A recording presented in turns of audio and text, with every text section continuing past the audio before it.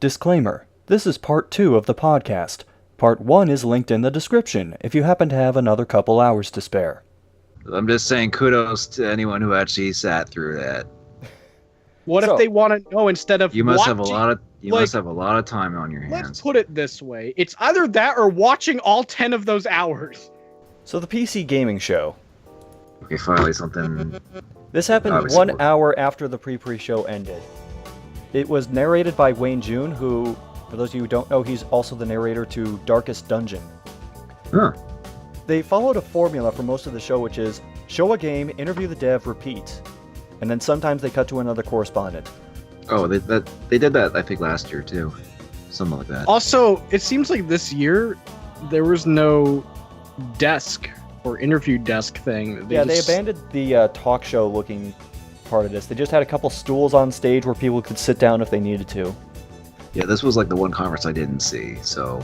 Yeah, I think I had this sort of on in the background for a little bit, but I couldn't recap anything outside of like maybe the first thing they showed, but that was it. The PC gaming show started off showing an expansion to XCOM 2 called War of the Chosen, where there were 3 warring factions on a world populated by the Lost, aka zombies. It's going to have new enemies, new soldier classes, etc. After that, they showed Ooblets, which is described as Harvest Moon meets Pokemon meets Adventure Time. I'm going to say a little bit of Animal Crossing 2 and maybe like one of the Mii games, because you have a home where you can like customize the furniture and the appearance and how your guy looks. Not really interesting to me, but it's impressive that this was made by, I believe they said it was a 2-person studio. Right after this, they show the trailer for the new BattleTech game, and then interview the developers. Oddly enough, I'm currently playing the beta for BattleTech, so might be a video on that in the future. It's a turn-based mech strategy game, and I'll get more into that at a later time. They show Mount and Blade 2 Bannerlord, or at least the trailer for it, the action medieval RPG series. Then right after that, they showed Total War Warhammer 2. Not Warhammer 40k, Warhammer 2. It's a medieval fantasy game, which is a turn-based real-time tactics game. From there, they go to Shadowverse, which is a card game, and I checked out at this point. But they were showing the Wonderland Dreams expansion, which their way of advertising this was to throw a lot of hand-drawn anime girls at the screen and make a bunch of fairy tale references. Like actual fairy tales, not the fairy tale anime. Oh, okay, slight typo here. I typed Intel's Doe Fisher comes out. It's Doug Fisher. So, a little bit of trivia. Intel actually had a little presentation that they did for E3 before the PC gaming show. So, Doe Fisher, aka Doug Fisher, comes on the stage and mostly recaps that show. He mentions their conference earlier today and kisses up to streamers for a bit, talking about all the content that they make. He says content so many times my eyes were bleeding, which doesn't make sense because I should bleed from the ears, not the eyes, because it was something he said. But he mentions Core i7X and Core i9 Extreme Edition as ways to boost your ability to make more content. He says Destiny 2 is coming to PC, and then he brings out some streamer I've never heard of to talk about it in a little bit of awkward banter. He announces the Level Up contest for indie devs, which is it has some judges for it, among them being Tim Schafer, but then he doesn't really say what the contest is. He announces that Intel partnered with ESL, and then shows a really goofy-looking screenshot of somebody at an esports competition cheering, or screaming, or maybe gagging. It's hard to tell because it was a really bad photo they used. Mentions that they're doing the Intel Grand Slam, which is a partnership among esports leagues. Basically, if a team wins 4 out of 10 tournaments between these two leagues, they get the Grand Slam and $1 million or something like that. He mentions a VR game called Echo Arena, which will be free at launch to Oculus users. It's a VR multiplayer game that looks like... I don't know. The closest equivalent I can think of to this is Blitzball. Hopefully it's not quite as broken as Blitzball. But then they show a game called Tunic, which was formerly known as Secret Legend. and the correspondent who threw to this footage was just fawning over how adorable the little fox character you play as is. It's an isometric adventure game. They talk a bit about PlayerUnknown's Battleground. They show some really dumb-looking streamer with a captain's hat playing Battleground. They mentioned they're adding vaulting over cover, weather changes, and more guns to the game.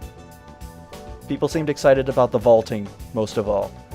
Someone from Tripwire Interactive comes out and talks about Rising Storm 2, but then they also mention Killing Floor 2 Incursion, which is the VR equivalent for Killing Floor 2.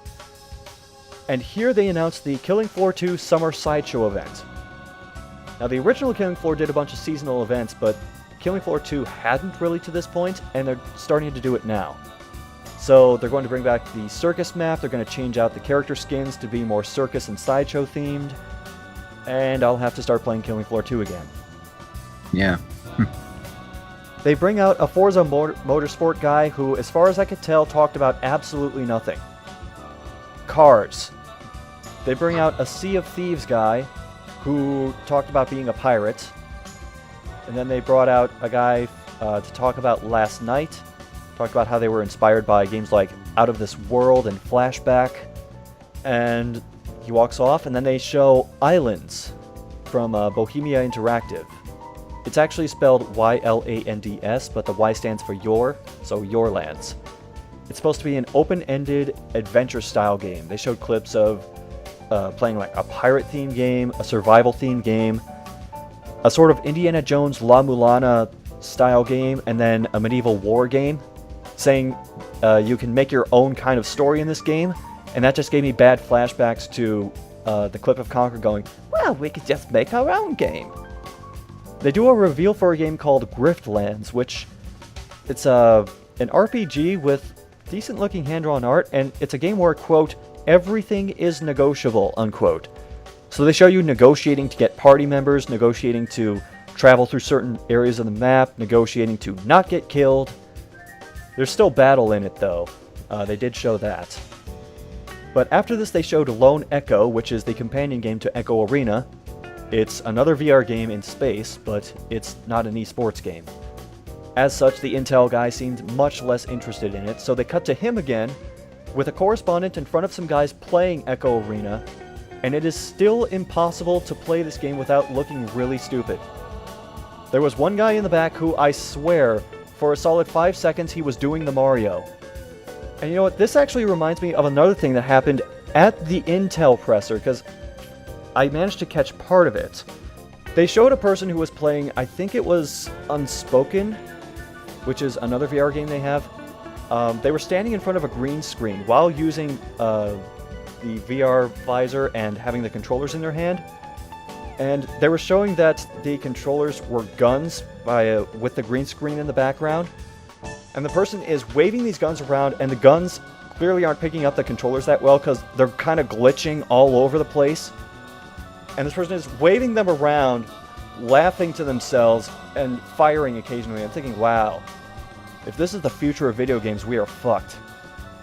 Anyway, so they bring on Cliff Bleszinski to talk about Lawbreakers. And I'd just like to remind everyone, Cliff is the guy who said that horror games would not sell in today's market. I have to remind that anytime he comes up. So he shows Lawbreakers, which is this really fast-paced game where gravity doesn't seem to matter. I think it looks interesting, but it's so fast-paced that from a viewer's perspective, it's kind of hard to tell what's going on. From there, they go to Wargroove, which is this retro pixel art turn-based strategy game. It's from the people who made Stardew Valley, and they cited Fire Emblem and Advance Wars as their inspiration. They also took some time to create their own map and create their own mission. This actually didn't take long, it took them like 2 minutes to do that. They talk about Middle-earth Shadow of War, and then show a new assassin character who's going to follow the main dude around. They showed a cutscene involving all of them, and then that was it. Their last announcement was for something that I'm actually kind of interested in, which the 20th anniversary for Age of Empires is happening. So Microsoft Studios is doing Age of Empires the Definitive Edition. It's the original Age cool. of Empires, but they remastered all the visuals, so the sprites look a lot smoother. They changed the zoom option so you can get a better idea of what's going on the battlefield. And they remastered the soundtrack, and they are going to support multiplayer for it. You know, it's kind of funny because in that big PC game haul that I got back in the beginning of the year, I think an original CD copy of Age of Empires was among them. So it's kind of funny that now that this HD version comes out. So if I want to just play that version instead, it'd probably be a lot easier to play that version than try to get this old copy that I found working. So that was the PC gaming show. It certainly had a fair number of games. It just sounded pretty dry. Yeah, that's the main issue with the PC gaming show, is they haven't figured out yet how to present this in a way that is going to be interesting to both the press who are there because they have to cover this, and just the PC game fans. I mean, even with the trailers and the gameplay clips that they were showing, it was still just kind of a slog to get through at points. I will say mostly it was the Intel guy who dragged it down.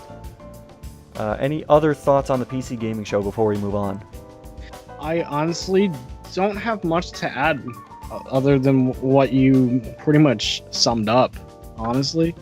Especially since, like, I missed it. It sounds really, like, weird coming from me, but, like, obviously, like, I don't have a great computer to play PC games, so, like, me hearing about these things personally it's not engaging to me because I can't play these, and sometimes the genres shown just aren't my cup of tea.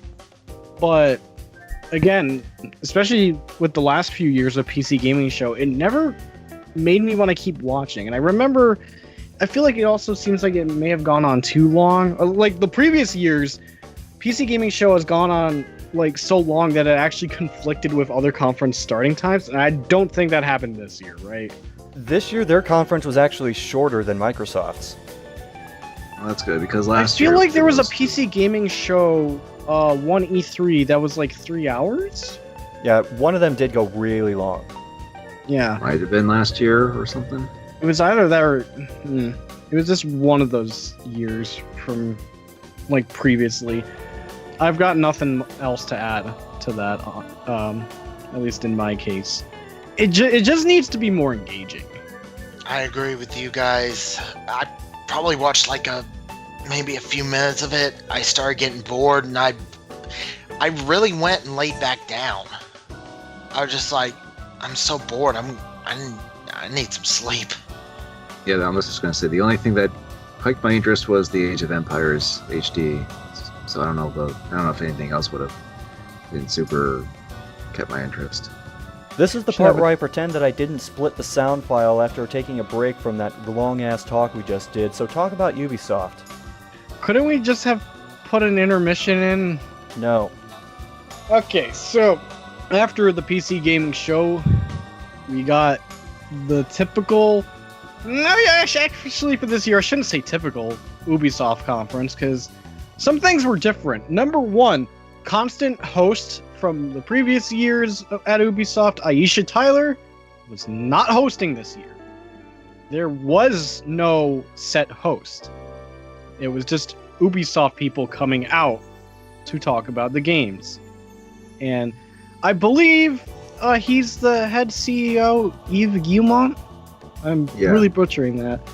Just want to start this off with a not surprise. They started off with talking about Mario plus Rabbids Kingdom Battle, which got leaked before E3 at some point, but mainly the art and the title, but not what the actual game was supposed to be like, as far as I know.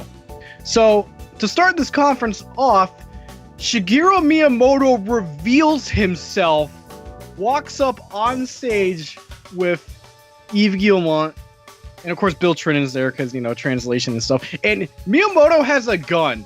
Well, not a gun, but... It's like a Bullet Bill It's the Bullet Bill Metroid Blaster. And I think Yves Guillemot got handed a... I'm just calling it the Mario Pipe Vacuum Cleaner for some reason, although it is another blaster. So yeah, they start off the conference talking about this game, and Can I just say I'm a little mad at how good the game actually looks? I think this was like probably the biggest surprise for most people for the C3 being like, at first it's like, oh wait, really? Like the Rabbids and Mario are doing a crossover again, and then they reveal the game and what it's good about, and it's just like, well, wait, this actually looks. And it's like, good? wait, It's not a throwaway party title? holy shit! And it's basically Mario plus Rabbids XCOM. Yeah. Or Mario Enemy Unknown. Yeah, I don't think anyone expected that. And it's not just because it's like a strategy game and stuff. Like some of the shots they showed with camera, like I believe like one of the enemies was moving and it just cuts to Mario doing an Overwatch style shot. Well, Overwatch is like a thing in XCOM where like you're like if you're on Overwatch in XCOM and your player sees an enemy move, you will fire. And it looked exactly like that. And there's also double movement, which is handled by like jumping on one of your buddies to, get launched extra distance and stuff. And it actually looks pretty good visually too, because this is a Switch exclusive. Well, obviously because Mario's in it. Like, oh, it's a Mario game. It's going to PS4. Can you imagine that? No. I would call this biggest surprise of the show, mainly in terms of like, just mainly in the aspect of, oh, I thought this was just gonna be stupid shit, and it's like, oh no, this actually looks like it's gonna be good. That kind of surprise. I think, like it surprised people's expectations, I should say. Yeah. Biggest subversion: Mario plus Rabbids, Enemy Unknown. Did they say it was coming out this year? Yeah, in like August, I think. August? That's soon. Ooh. Like August 29th or something like that. End of August, I think. If it's August 29th, I'm sorry, but Yakuza Kiwami comes first. $30. Fair enough. I mean, $30. You get whatever you want. Why not both? Well, we're poor. Well, we don't have a Switch yet. Yeah, I don't think many of us in the group has a Switch. I don't know if anyone has. So there. Oh right, sorry. Oh wait, does he have a Switch? Yeah. Just a little more Mario and Rabbids info. There's not gonna be official Nintendo branded amiibo for this. Just separate NFC toys, which are just like Mario, Luigi, Yoshi, and Peach Rabbids. So yeah. Wait. Figures will come separately and are fairly pricey. What? They're gonna be more expensive than amiibos? Ooh, oh, no, thank you. Ooh. No, I mean, I guess that's only if you really want. I mean, I won't be surprised. I think it said there. I don't remember if they said there is amiibo support, but it's just like the game won't have amiibo tied to it. Is the case, I think, or I'm not sure. Moving on, they show a little more Assassin's Creed Origins, and I just wanna bring up this weird thing that just happened at this part of the conference where they cut to gameplay, but they're just showing 3 people on a couch, and they show the gameplay on this tiny ass screen. Oh. Off camera, and they say it's running on Xbox One X, and they promise it looks good. And I'm just like, why? Yeah, they barely see it. The whole thing was like dark as shit. Yeah, it was like a camcorder LP'd it. I assume they actually showed the game more after the conference, but doing it like that as a thing, like, oh, blah, but just didn't have to do that. I bet that was just to fill time, aside from saying, check out more Assassin's Creed after Ubi's conference, everyone. Then Ubisoft announced The Crew 2. Yeah, remember The Crew 1? That driving game? Yeah, that driving game that wasn't that great. It has a sequel now. You can fly, you can boat, you can drive. It's like realistic Diddy Kong Racing. No, it's not. Not much to say there. It's just a sequel with more crewing around, or whatever.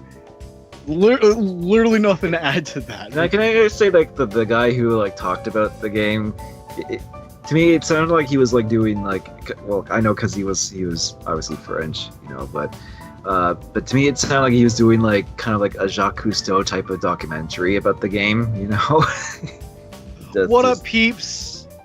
Here's here your rabbits for- are teeming with life. Yeah, like that. Oh, man. And except it was about the cars and the boats and stuff. What up, peeps? I'm here for the crew 2. Moving on. Let's see. They showed off more of that upcoming South Park game, The Fractured Butthole. It's just a new trailer, so not much to add there. Most of the game was shown last year when it got revealed. Like, they went more in depth with that. This one's just a new trailer, still coming. Not sure about a release date. Okay, October 17th. Then there was this one VR game that so bizarre with its trailer. It had Elijah Wood in it.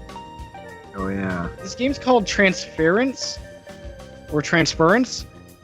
and I don't know what it is, but I think it's meant to be like kind of like a trippy psychological type of game, maybe. Like, I know it's kind of hard to like take what was there for the trailer, because it was kind of like a pseudo documentary thing, but it was like it's more like you experience like a type of experiment type of thing, I'm guessing, and then it's like it things get seems intriguing because it is mysterious right now. Yeah. And it's kind of creepy.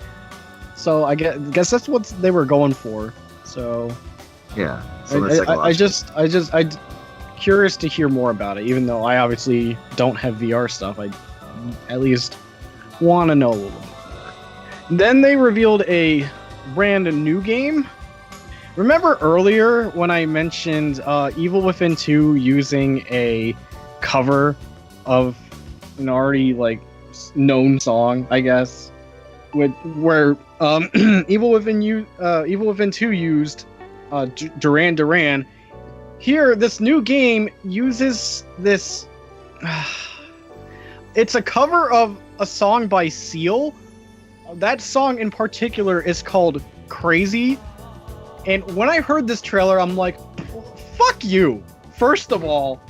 Because, like I said earlier, I'm sort of just sick of these, like, trailers just using these, like, different kind of covers for like, emotion or atmosphere or something. And I'm just like, that's annoying, because I've heard the Seal song before, and when I hear those lyrics in this aspect, it doesn't work.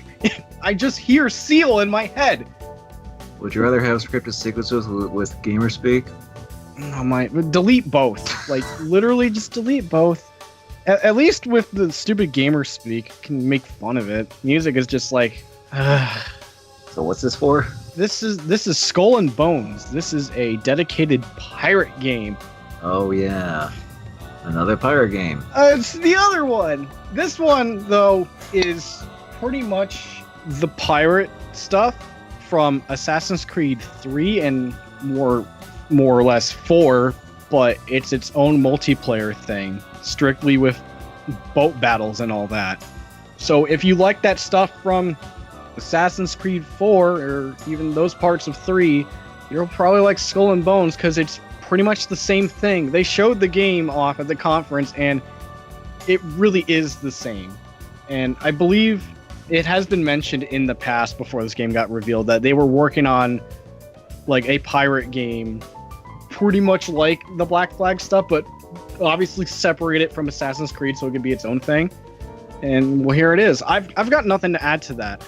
So, Personally, Sea of Thieves, pirate-wise, has me more intrigued, but I mean, if you want direct combat type of pirate stuff, Skull and Bones is fine. Sea of Thieves feels more intimate with the pirate aspect, with how much you have to really manage there. So it's different, but you're still scurvy either way, you know? So, is there anything to it other than boat battles? I am not sure. I don't even know if there's a single player. There might be a Kraken in the game. I don't know. That's They all were I hinting can add, really. Like, Yeah. the main crux was that boat combat, where, again, if you played, say, Assassin's Creed 4 and did that boat stuff, it's relatively similar in same. I mean, I guess if you want a more like gritty kind of like, you know, Pirates of the Caribbean type style, like pirates type of game where you're like, where the main focus is just like going around in, you know, the ship combat. I'm sure that's fine, but but personally, I kind of would prefer a more, you know, adventurous kind of go with your friends and go at, you know, and go and on. that's where Sea of Thieves is. Yeah, with Sea of Where Thieves, that's where I it was gonna- allegedly is. Yeah. I'm not sure how open world Sea of Thieves is. I think it's kind of open world. They did show a map during the thing. This show, you know, points to go to and stuff like that. I just got to refresh my Places to memory go on to. that. One thing I do want to point out with Skull and Bones, when they showed it at the conference, yeah, when you like nearly destroy a boat, you go up to board it. The boarding just plays a cutscene and that's it, which is, well, Yeah, and you get the treasure or whatever. yeah, you don't actually get to physically control a character and board it, which you could do in Black Flag, because that was a single player game. And since this is multiplayer-ish stuff, they just, you know, So you play as a boat. you come to the back of the boat, and then you can, you know. So after that, they go back to South Park. This time it's a mobile game. I think it's another strategy game sort of thing. This one's called Foe Destroyer! Hey, the trailer did it, so whatever. Yeah, thank you, Um, Matt. What's his name, Tran? It's Trey Parker and Matt Stone. I'm not sure which voice is which. Okay, well, So I'm just like, it's either completely- one of those guys doing the I was voice. completely off with that name or whatever. Not much to say there. It's a South Park mobile game. No joke, when I was watching this conference, it was at the point where I was like, you know, I'm surprised I haven't seen a Just Dance thing at all. And then, not 5 seconds later, 3 Sub-Zero cosplayers come out, and yeah, Just Dance 2018. Because, sure, had to Hey. have a dance number in there. people get them. People like them. And guess what? This game's coming out on every console ever. Even the Wii and Wii U. Okay, Wii I can understand, but even the Wii? Yep. Wow. I guess the Wii will never die because of that game. Or that Oh my. series. Yeah. It's what you expect, but I wasn't expecting glowing Sub-Zero cosplayers. Like, no, look Well, at them. Well, they were Sub-Zero robots. They can change color at will. You want to be Scorpion or Reptile or Ermac? But yeah, it's Just Dance. Okay. Hang on. What's this game called? It's not saying here. It's called Starlink Battle for Atlas, and it's this spaceship sort of like game. Like you shoot with your spaceship. But here's the thing. It's like Skylanders, but you like attach the ship to your controller. So you have this big, bulky ass like ship toy on top of your controller, and you can interchange parts on it to like adjust your weapons in game. It's a multi-platform game. So yeah, this confused me. Mainly because it's like, yeah, look at this ship on your controller. That's not gonna feel like top heavy or weird or cumbersome. I can't imagine it being that heavy. If it's like Like, you know, I'm not imagining it like being heavy, but just more like it's pretty big.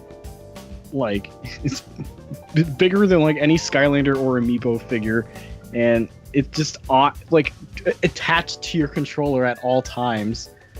I mean, I could see people getting into that thing where it's like, you know, have like to have like a model their ship and interact with the game that way. I mean, I guess, but it's just, it's weird. Then they showed some Fucker 5 gameplay. I mean, Yeah. Far Cry 5. I'm sorry. Like, I've been dubbing Far Cry Fucker as like a joke, not against the series, but because of a fucking review of Far Cry 3 I watched, where he just called it Fucker 3 at the very start, and it just stuck. It just rolls right off the tongue. So Far Cry 5, they showed some gameplay. It looks fine. The past few Far Cry games, I haven't played Primal, so I'm excluding that. They've been good. Yeah, and you have Dog and other people. And this game is apparently offending white people, so yeah. Let's not get into it. Let's not get Yeah, into we it. don't need to. Let's not pretend that's an accomplishment. Exactly. It's not an accomplishment at all. But the game does look fun, at least right now. And Ubisoft ended. They ended. Let's just say with that. Oh yeah. Yeah. So the big reveal at the end was a trailer for Beyond Good and Evil 2.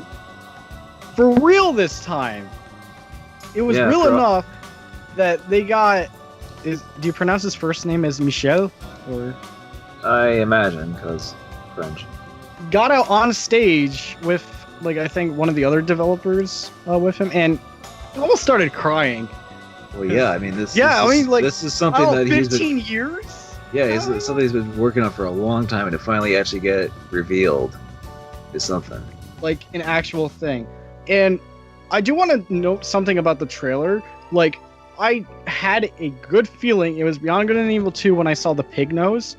Or the pig guy, yeah. Yeah, but the more the trailer went on, with how many F-bombs were dropped, more than this podcast, I feel, so far, it's just like, is it Beyond Good and Evil 2? Because Beyond Good and Evil 1 was not an M-rated game. No, it was But here, fuck bombs all the time, and it just made me wonder, no, it can't be. Not with that, and it still was. You know, yeah, admittedly, it was a little off-putting at first, but I feel like it still did a really good job of like, it wasn't gratuitous swearing just for the sake of swearing. It was still in tone of like the wacky characters and world that this game is representing. So I feel like it still pulled it off of what this game is going to kind of be like, this type of game. But yeah, as someone who has been patiently waiting for the sequel to Beyond Good and Evil, it's pretty surreal that this actually finally happened. Because every year at these Ubisoft conferences, I've always been kind of cynical, and it's like, oh well, can't wait to not hear anything from Beyond Good and Evil 2, and lo and behold, it actually happened. I was going to say that apparently this is a prequel. So yeah, I was going to get into that. Like, I was trying to look out for anything in the trailer, like, before they mentioned it was a prequel. It's like, where does it connect? Can it connect? It's like prequel. Like, oh well, okay, oh fine, sure, fine. You know what? That's perfectly fine. I mean, I know the ending of Beyond Good and Evil it kind of had a bit of a cliffhanger, but to me, I don't mind, because this can still maybe to get the footing back in for the franchise. Yeah, that and introduced a lot of the backstory for like Jade's parents and maybe some other characters that get introduced in the first game later on, type of thing, and the world and everything. Because I believe afterwards, when they were talking about the game, they mentioned that like the animal hybrid people are actually the result of like lab experiments to make them into slaves and something like that. So it's like that's how they're introducing that aspect of the game and why that's the case, type of thing. So there's already some backstory going on for the series going with this. Well, I'm not entirely sure. That's all. I'm just going back from what I recall of when Michelle was talking about the game and the premise and everything. That's what they ended with. I just want to say this was probably the best Ubisoft conference that they've had in either a while or just period. Like, this was the most overall solid one they've had. It was way better structured. It was well paced. Call me crazy. The past few years, I didn't mind Aisha Tyler, but looking at this, I realized not having her was a plus, because that added to the pace. We didn't have to throw in awkward segue jokes or anything if they didn't land, or if they did maybe, but like just it helped its pace way better, and it also helped that their lineup in general was fine, and they had some good surprises, both at the beginning as a separate kind of surprise, and the end as a holy shit surprise. You know, that's how I feel. I'm like back and forth between like this and another conference in my mind as being the best one this year, and again, not including Devolver. They are like parallel worlds here, especially when you go for like 10 hours, even though that wasn't really Devolver, that was Twitch, I guess. But yeah, Ubisoft did really good. I couldn't believe it. I was ready to just be like, oh, it's another Ubisoft, and it's like, oh, Ubisoft, ooh, good. Blondie. Well, I mean, obviously, Beyond Good and Evil 2 is the biggest thing that I really liked from this conference. Definitely really glad to see that is actually finally in the works and being revealed as such. As for everything else, I mean, it was a good presentation. I guess it's just really more so like just personal preferences, because besides Beyond Good and Evil, the Rabbids Mario crossover does look surprisingly, you know, like fun in a way, because just for what it is and just being like a wacky crossover game that people weren't expecting to be like this, and it's like, oh wait, this actually looks like it's well made for what it is.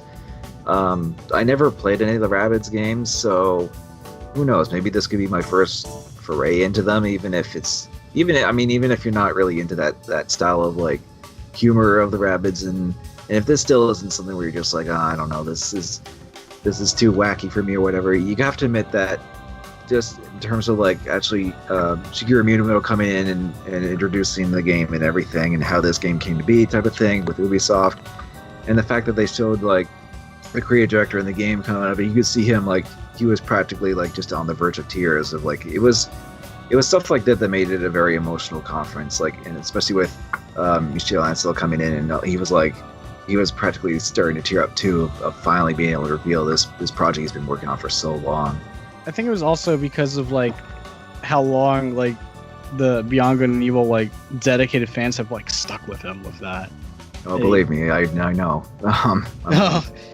You know, because Ubisoft definitely stepped up and not just trying to be this like, oh, we'll try to be funny and wacky type of conference. It's like, no, this is them being genuine. This is them showing like them being really enthusiastic about showing their games, and it really worked out in their favor for them. I mean, of course, there's still a few Ubisoft quirks, I guess you could say, like with the Just Dance stuff and like in the Assassin's Creed, weird like not directly showing the game. Instead, it was like the camera pointed at the TV. Like, why did they do that? But other than that, it was still a really good conference, if only just because of like, hey, here's Beyond Good and Evil 2 finally after all these years. It's a Christmas miracle. I was about to say, man, you should have seen Chip Cheesum's Twitter when that happened.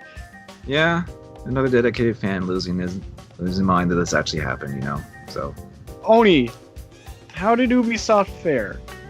Beyond Good and Evil 2. That was the best thing about it, to be honest. All of Ubisoft was pretty good, besides the usual Just Dance thing, and I was just like, ugh, whatever. I didn't care about Assassin's Creed Origins. I wish that series would just die. But when I heard about Beyond Good and Evil 2, I was just like, finally. It's about time. Ubisoft pulled that one out of their asses. Literally. And they're just like, y'all want a good game? Here's the gold. You know, saying somebody pulled something out of their ass is generally not a compliment. No, not usually. But they did. And I mean that as a compliment this time. Legit, Beyond Good and Evil 2 announcement. I love it. I played the first one, even though it was on 360 when it was HD. I love that game. I'm looking forward to it. But the conference itself, I give it a good pass. SCR. Sounds like Ubisoft had a good showing. I was not expecting the in particular the Mario and Rabbids game to be anywhere near as complex as it turned out to be, because they showed it on Treehouse a couple of times, and I'll go more into some of the things that they showed there, but really surprising on that front. Also, Miyamoto finally has a gun to go with his sword and shield. I'm pretty sure it's just a gun now because Aonuma took the sword and shield away because it's like, no, it's mine. I'm Zelda man.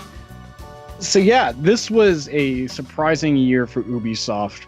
Like, just as a presentation, that was solid. Like, I'd even say rock solid there.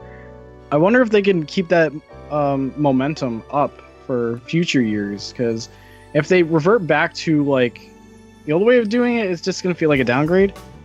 I feel like next year is probably going to be like back to like some Ghost or to some Tom Clancy stuff, I imagine. Maybe. I mean, Splinter Splinter Cell has been dormant. Yeah, because we haven't seen any Tom Clancy stuff this year, so that's just my prediction. Yeah, you're right. No Tom Clancy or anything. But let's move on. Actually, one last note about the Ubisoft conference. Ubisoft conferences, whose line is it anyway? Two things that were better off without Aisha Tyler. Well, Drew Carey's at Prices. Is Drew Carey still on Prices Right? Yep. Well, yep, he's there. So let's move on to the last conference of the Monday night. I just want to note that I and a friend of mine went to the Sony E3 experience where they played it in theaters and then gave out some shit. Wait, they did that this year? I didn't hear anything about that. Oh, they did. And they changed ticket providers, and the ticket provider site crashed when the tickets were supposed to be up and didn't come back for about 10.5 hours. So, before I start, please at least describe how this experience was. Was it similar? What did you come home with, if anything? It was pretty similar to the last couple of times they did it. You get a pass to go in, and then it has an E3 voucher code you can redeem for some shit on it. Although this year, when you redeem the code, it says your code has been redeemed. You'll be sent shit later. Okay. Did you? Well, it'll arrive at your place faster than Mighty Number 9 physical rewards. I can guarantee you. Well, maybe. that's not saying much. Well, just gotta throw a comparison in there for some reason. So they also gave out a poster, which had the like Starry Night PlayStation shapes in the sky with the caption "Greatness awaits." What's nice about this, and I wish other poster people did this, you could do it portrait or landscape because it was printed both ways on both sides. Ooh, that is nice. Then they also gave out a card with the same design and a cube craft thing for the character from Hellblade: Senua's Sacrifice. Refresh my memory, just without saying anything. How were the crowd reactions in the theater this year? We can get into that when we go to specific things. I will say the thing that got the biggest reaction was laughter every time in the pre-show or at the end of the presentation when they cut to the guy holding the microphone and he's just staring blankly for a few seconds. Oh yeah, that. Also, second most laughter. During the pre-show, they were showing game trailers, and then in between they would swap out the people who were co-hosting with the main guy. One of them, his first name was Assad, and the guy kept pronouncing it asshat. Oh my god. So in between trailers, he would go, "Oh, that was cool. What did you think of that, asshat?" And the theater started laughing. Quick disclaimer. I was at my D&D session during this, so I was watching this conference on my phone. Didn't catch too much of the pre-show, but I will still talk about it because I did see snippets. A couple that did stick out to me for pre-show. But that'll be quick. So, Gran Turismo Sport is a thing? How long has this been in, like... Hinted for a bit. Does it usually get the 20-year delays that Gran Turismo games usually get? I think it's just customary at this point. I guess so. I think they just take a while because Gran Turismo 6 was like back in like what, 2012 or something? I don't even know. It's something like that. The thing with Gran Turismo Sport, it will run in 4K at 60 FPS, and it's coming out this fall, unless they delay it again. Something to note about that, they showed the composer going through his studio, and in the background was one of the co-hosts. Apparently he teleported to Japan in between shots. It's not Assad? Not Asshat. Okay. Then they showed Knack 2, which was revealed last... No, it was Knack 2 revealed at PSX or last E3? Whatever, Knack 2 is coming out in September. Yay. Eh, That silence was also the crowd reaction to Knack 2 at the theater. oh man, I would have liked if someone was like, yeah, Knack 2, baby! Just as a joke. But not even that. Oof. Okay. Sony announced PlayLink. I'm not sure what this is, but it's apparently supported for iOS and Android. I guess it was just tweeted during the free show. Oh, okay, whatever. Another thing that was announced was a new game by Housemarque, who has made for at least for example like Super Stardust HD. They've got a new game coming out this August for PS4. It's called Matterfall. It's a shooter. I'm not sure what kind of shooter. Oh, they also made Resogun. Okay, should also mention that. I will say, the biggest thing that caught me off guard during this pre-show was Undertale heading to PS4 and the Vita. Oh yeah, that's getting released on there. I got a John Cena reaction from the theater. Elaborate? Half cheering, half booing. This caught me off guard because I played the game on PC. And yeah, it's like, yeah, it's cool to go into PS4, I guess, but it's getting a physical release. And I think Fangamer's doing it. There's regular and there's a collector's edition. Now this is making me curious. They haven't said anything on pricing. They just said like sign up and then we'll email you when you can start pre-ordering. I signed up because I'm still curious about this. Because okay, on Steam the game released for $10. That's how much the game was, I believe. Mm-hmm. So how much would it cost physically? I'm just ballparking here. Non-collector's edition, I assume, is 20. I like 10 for the game and 10 because they have to print a disc. I'm not sure how much that would cost. Maybe because physical $15 game, I don't know. Physical $10 game that isn't used. Collector's edition, I don't know how much would cost because there's like a music box locket in there that actually functions. So that may bring the price up. Who knows? Maybe it'll cost as much as a 3DS game for that. Well, I'm sure we'll find out. And I guess they showed more Crash Bandicoot Insane Trilogy during the pre-show. Again, I was on and off because of D&D just for the pre-show. I do know that Coco is a playable character in all three games. That's kind of cool as like a bonus. I don't have much attachment with the Crash Bandicoot series because I did not grow up with Sony since my first PlayStation console was a PS3. Me myself, I'm not sure if I'm gonna get the Insane Trilogy, but one day I could. Even like say I get the original 3 on PlayStation 1, I can still pick this up because it's like a full like remake-ish type of thing.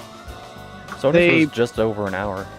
Yeah, which I will say that kind of disappointed me. I thought they were going to go for 90 minutes as well, but them being an hour just made me kind of... I'll get into that. So they once again started off with like a concert-like thing, but the first game they showed was a trailer for Uncharted: The Lost Legacy, which we saw last year. Well, they showed the video for it. Yeah. The audio, not so much. Oh, well. Wait, you had... I think depending on what stream you watched, there was audio problems. Yeah, so the particular stream they were using for the movie theaters didn't have audio for the first 2.5 games. Uncharted: The Lost Legacy, just more. They just showed more. Not much to add there. Then after that, they showed off a story expansion DLC for Horizon Zero Dawn called The Frozen Wilds. I have not played Horizon yet. I might at some point, but it's sort of low on my list, but still in the I would play it category. Yeah, I wouldn't mind trying it out sometime too. Although this may sound selfish, it seems like it's a good game that came out at not the best time because it competed with Zelda. Yeah, but I mean, Yeah. it's still good. Yeah, For- it's still recognized, which is at least good. They showed more of Days Gone, which was that zombie game, which they also revealed last year. I think they showed a little more gameplay this time. It seemed like more to it than like, oh man, look at these bajillion zombies with this guy with infinite ammo clips mowing them down. This one, it just seemed, a little more. it showed them off as intricate? yeah, it showed them off as a mechanic, as like you can like use them to like to swarm like a base full of enemies type of thing. Forgive me, a lot of the stuff could also be out of order again. I'm gonna try and put it back in order. But let's talk about the reveal that Wait like a minute. at least start this with.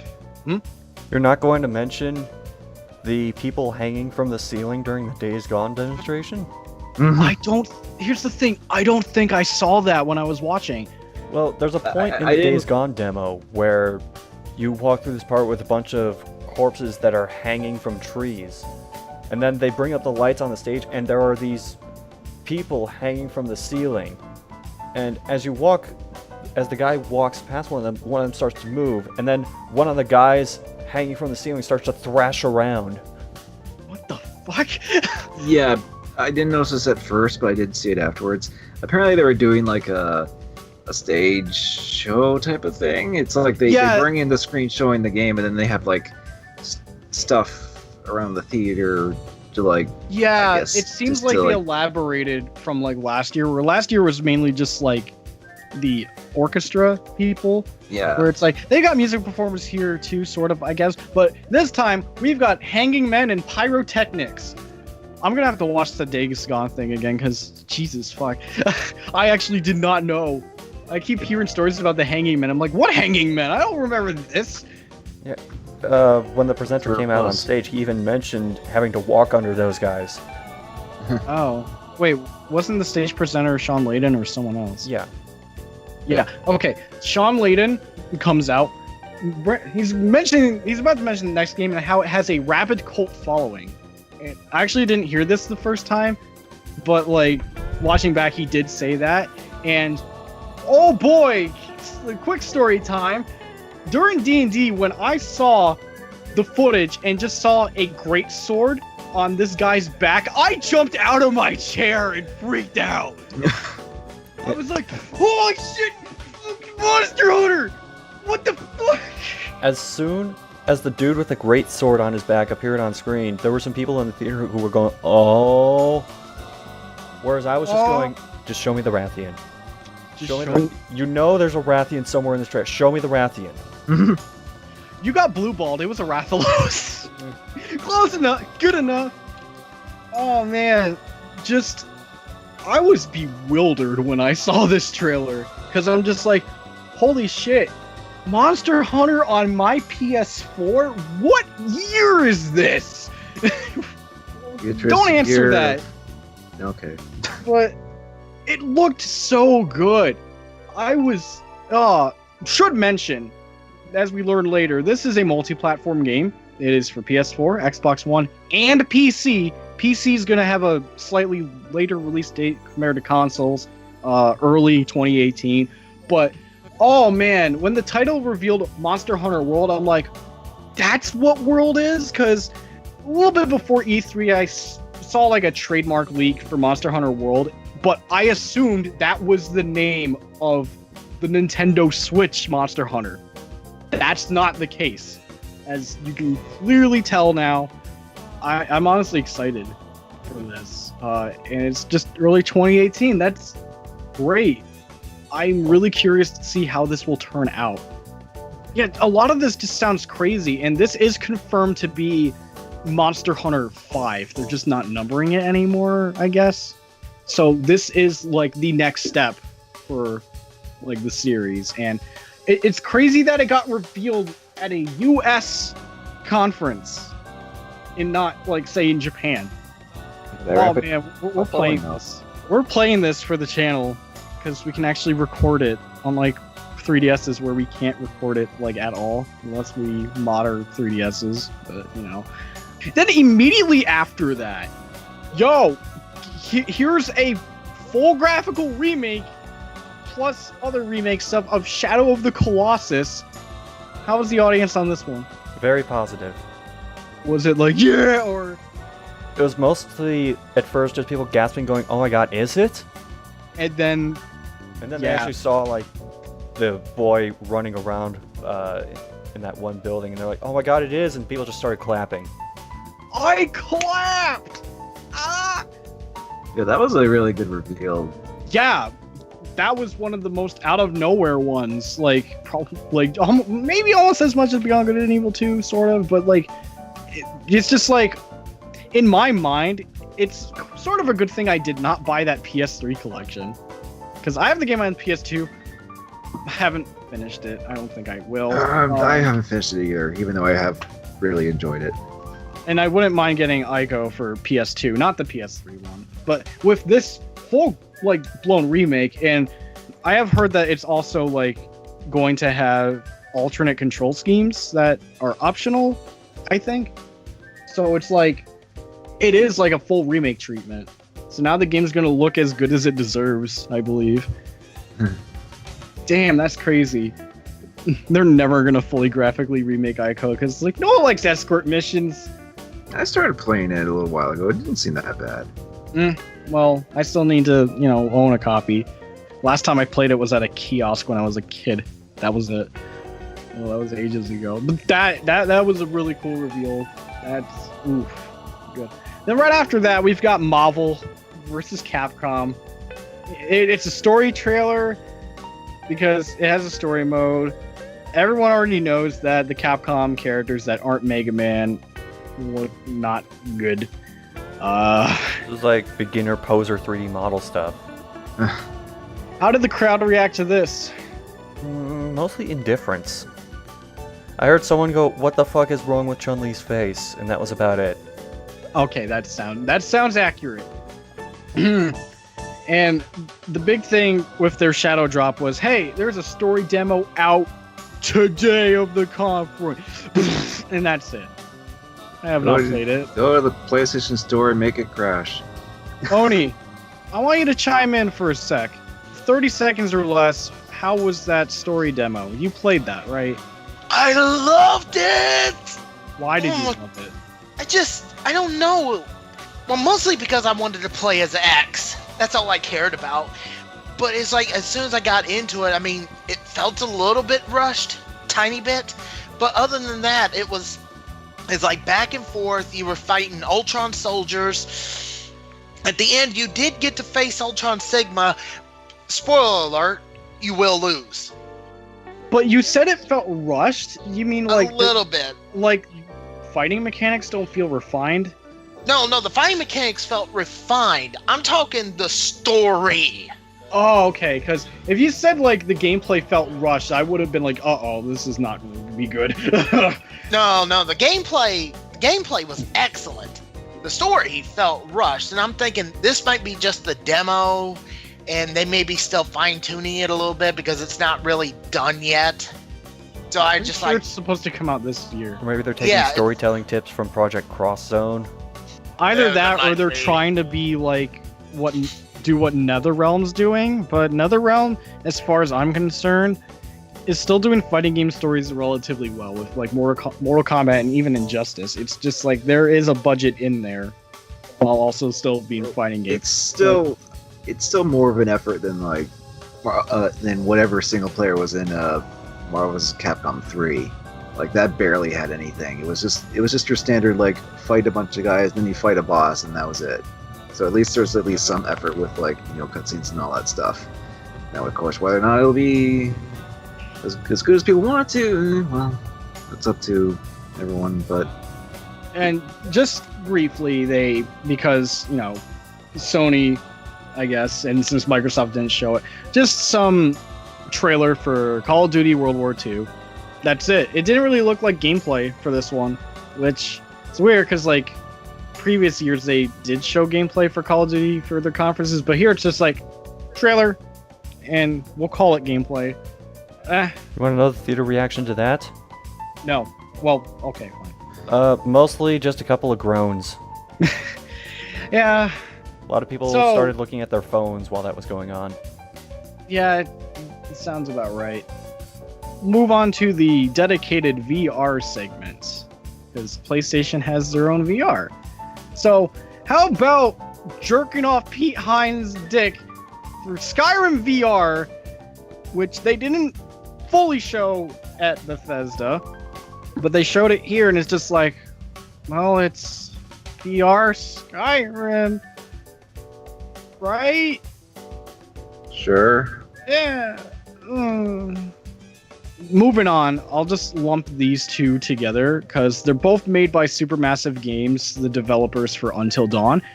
They've got two VR games. One of them is called Impatient, and the other is called Bravo Team. Which one's the more interesting one, you may ask? Do I Clearly supposed the to one ask? that's like, Yeah, or you could just guess which one. which one doesn't sound as generic? Well, Impatient. That one definitely seems like the most interesting. Not sure exactly what it kind of is, other than maybe sort of Psychological horror. Maybe. Psychological horror. I'd have to refresh my memory on it. Because I mean, it is like insane asylum. So You could tell it was an asylum, and that was about it. Yeah. Just both of them were like quick teases made by Supermassive Games. VR. All right. Moving on. You guys ready for fishing? You want to fish? You want to reel some bullshit in?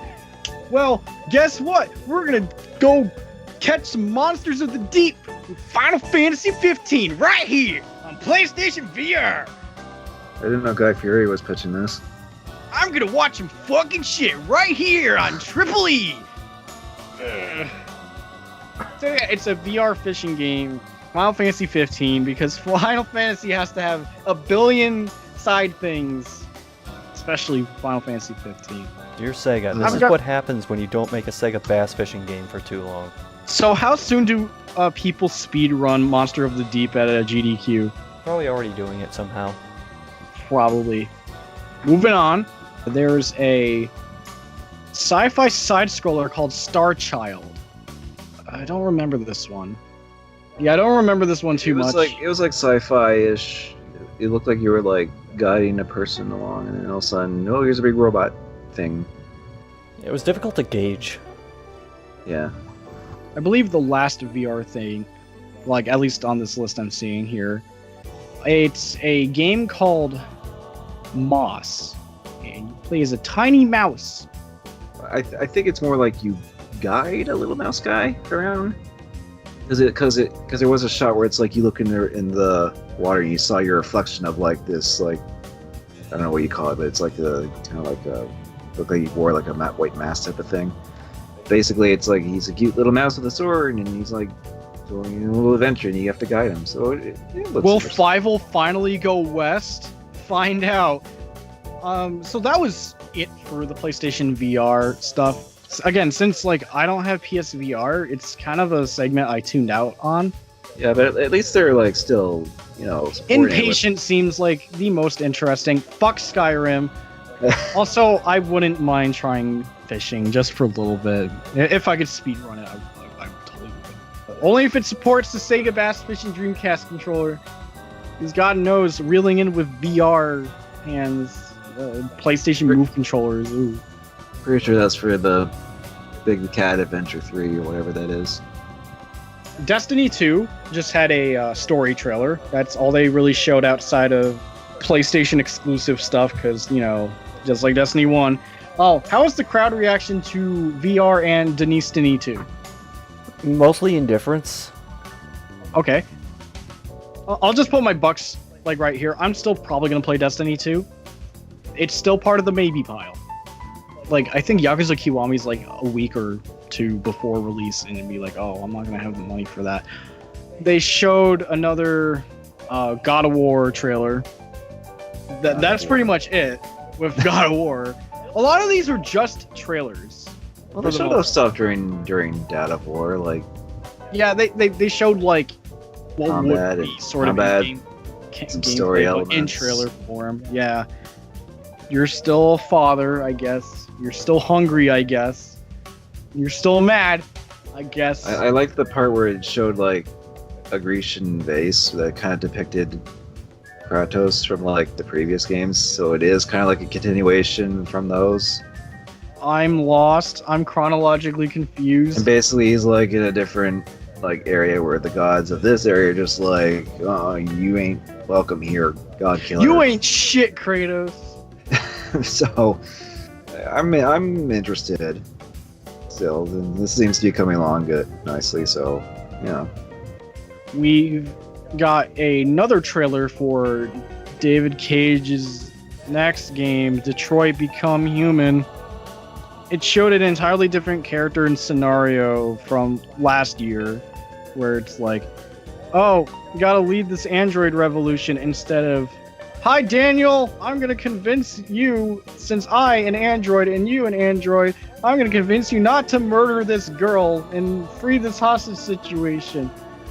Like, obviously, I'm just Quantic Dream, man. Like, impossible to trust right now. Like, could Beyond? Beyond. Fuck. No, that was their last game. Good names. Fuck. Detroit Become Human. Could this be their first game where it's, I guess, good? I don't know. Like, it's Who knows? just I it's just mean- in that weird area where it could be the quality of a Koopy sandwich, or I don't know. It's just hard, man. it is hard to gauge David Cage games. So, Crowd reaction to Dad of War and Detroit. Mild excitement for Dad of War, and indifference/confusion over Detroit. And to close out the Sony conference, we got Spider-Man gameplay. I don't have much to say there, because it looks like one of those trailers where I doubt it looks like it's going to be like the final product, not one of those cinematic. trailers. Well, they try to make it as cinematic as possible. Yeah. Make it look cool, but which is I pretty much feel most like trailers. the game might be good, It looks like but I'm still just going to hold off. I mean, I'm not super into like superhero games, but I love the Arkham games, except Origins. I really liked the Arkham games. It also helped because even though I'm not super into superheroes, I always sort of liked Batman regardless. Spider-Man is a weird territory for me because on one hand, I did see like the Spider-Man films and did kind of like them, and on the other hand, oh no, Dr. Connor's class. But this definitely seems like it could be good. I just want to see more real gameplay. I mean, if that ends up being real gameplay, okay. But during E3 time, I usually have to check my reservations, and I'm even like that with Monster Hunter, even though I'm hyped for it, because like, it's how they structure trailers and reveals and all that stuff. That's how they closed it. And if you ask me, like, there was a lot of people that were like down on Sony's conference, saying like it wasn't good, and I'd have to disagree. I thought it was good, but the reason I felt a little bummed is obviously it didn't match the last 2 years, but at the same time I'm just like, it's this hard was to top top. fine. Yeah, it's hard to top. And there was no that. way they'd be able to keep up that momentum from the past 2 years. Yeah. I just don't see it physically possible. But I mean, the bias is kicking in. That Monster Hunter, man, like, I think that was the only thing that really made me jump out of my seat. Well, it definitely got the most reaction out of us. It's like, what? This is on Monster Hunter PS4. Whoa! And you guys have PlayStation 4s now? Get in, boys. Vroom, vroom, motherfucker. Unless you want to get on PC, but Well, no, I can't. but whatever, fucking whichever run it. console. I doubt it'll have cross-platform play. So I don't think so. Like if it'll cross-platform, it's going to be console with PC and not between Xbox and PlayStation. That's never going to happen. I wonder if it's going to be cross-region, where like you can play with Japanese players or whatnot. That's actually, but overall, I thought this was like fine. I still think Ubisoft did better. That's where it's strange for me.